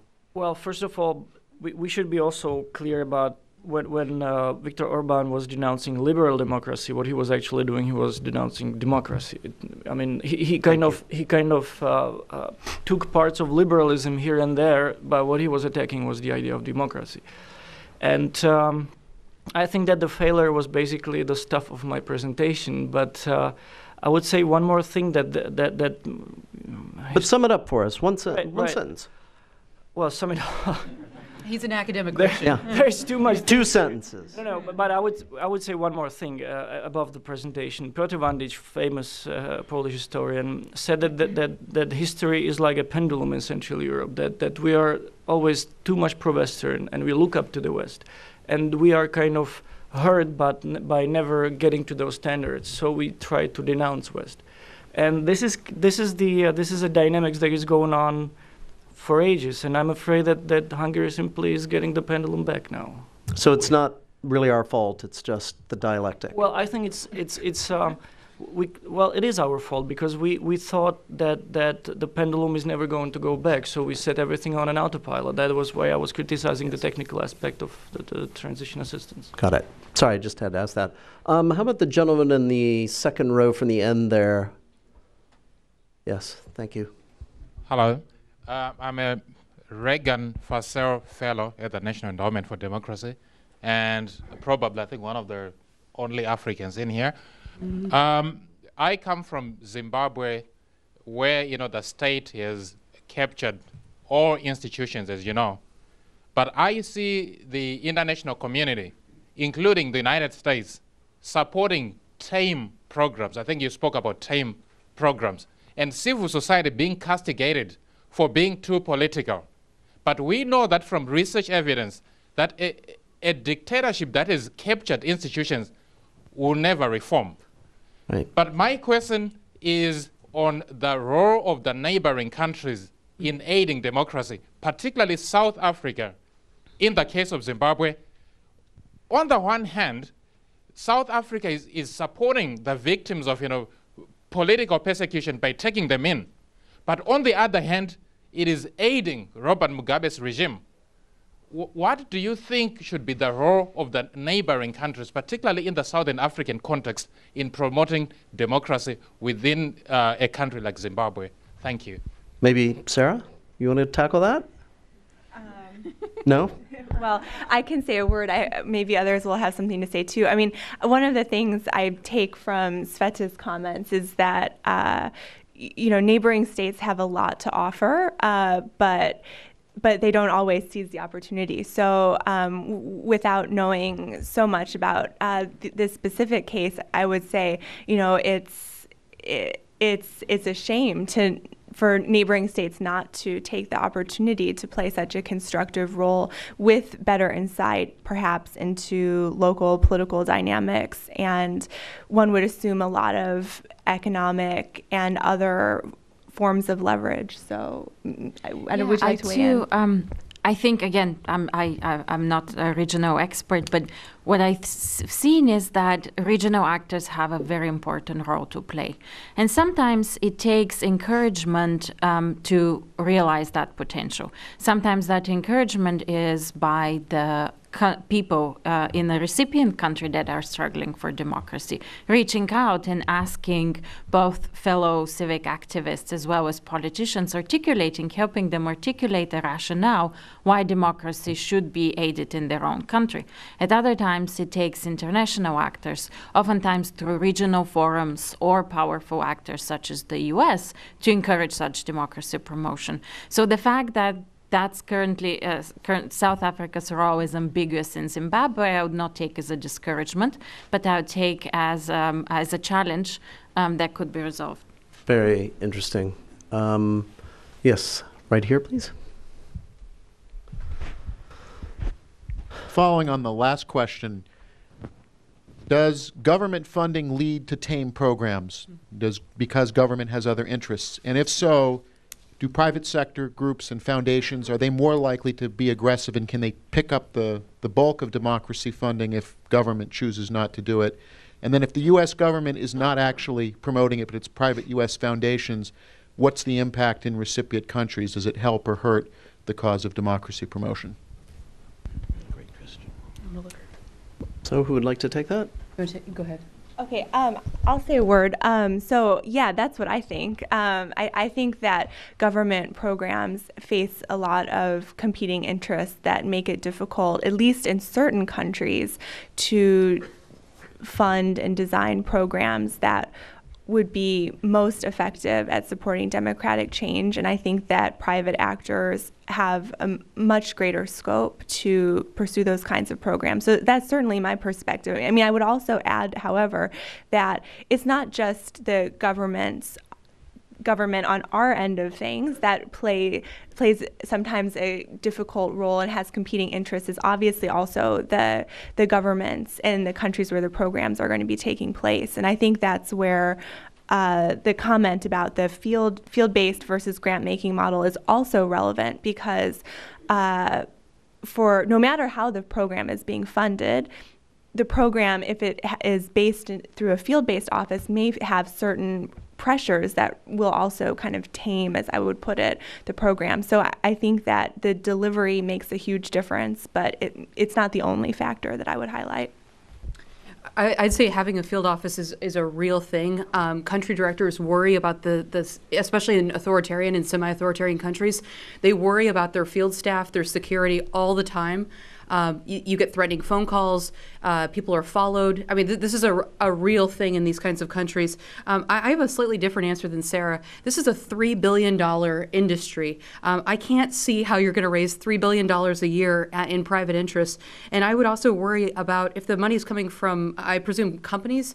I've looked at some corporate social responsibility programs, and companies have interests as well, and we would be naive if we didn't recognize that. And with corporate social responsibility programs, a lot of these are oil companies, or they're going to have interests that will probably produce the same kind of lame programs that we've identified. The gentleman way back there in the white shirt, please.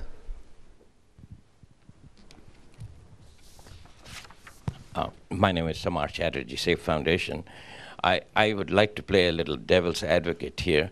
Now, we all know that the Congress has a very low rating in this country, 15% or 14%, which is kind of a shame, because actually democracy depends on Congress, not on a dictatorial president that we have here. Finally, we try to spread democracy throughout the world through violence, which is, I mean, somebody just mentioned that some dictators use savage violence. We use super savage violence, invading Afghanistan, invading Iraq, invading Yemen. I mean, that does not bode very well for a country that claims that they're spreading democracy. And our own democracy is regressing too. I mean, just as many other countries. I'm terribly sorry, but we got to get to the question. Yeah, given that, what is the credibility? And most of our, also 99% of our NGO, including Wilson Center, are also Gongo. You use the term. I'm glad you explained to me because I was not aware of that term. Given that, where are we going with all this? Who would like to tackle that, maybe? Well, maybe just a few words. I would take this criticism very seriously, and that's exactly what I meant when I said that we have to reflect politically on what's wrong with democracy and why these arguments are being presented at forums like these, because this is something that we have to take very seriously. I mean, to the question of violence, I think that Ambassador Basora was very clear, or who said that in the first panel, that that democracy through violence is not a way, and I think we discovered that. And I mean, we have to use that as a reference for what not to do, but I wouldn't use that as a reference for not making democracy help to flourish in different countries. But once again, I think that we really have to start at home. That was actually the whole point of my presentation, and to think hard about our own democracy and what are we ready to sacrifice for that, and so on and so on. So I actually thank you for your critical remark. So I think we probably just have time for one more question. So this gentleman right in the middle.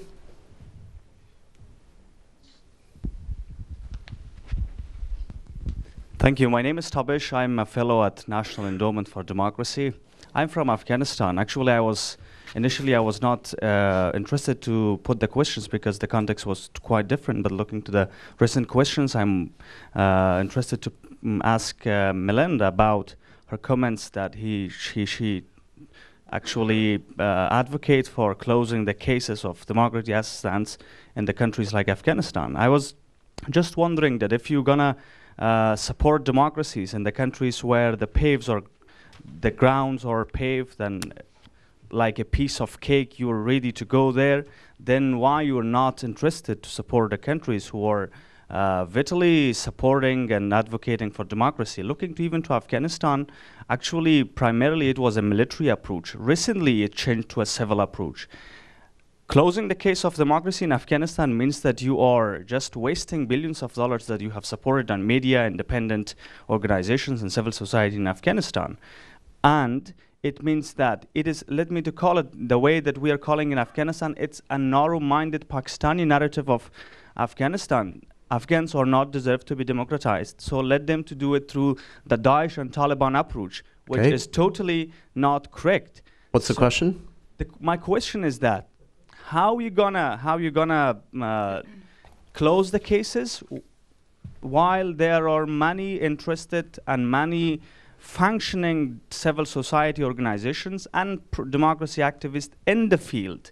Of course, looking to easy examples like Ukraine, which has open society, and Georgia as your own example, is quite a different history. But why not supporting the countries who needs the support? Thank you.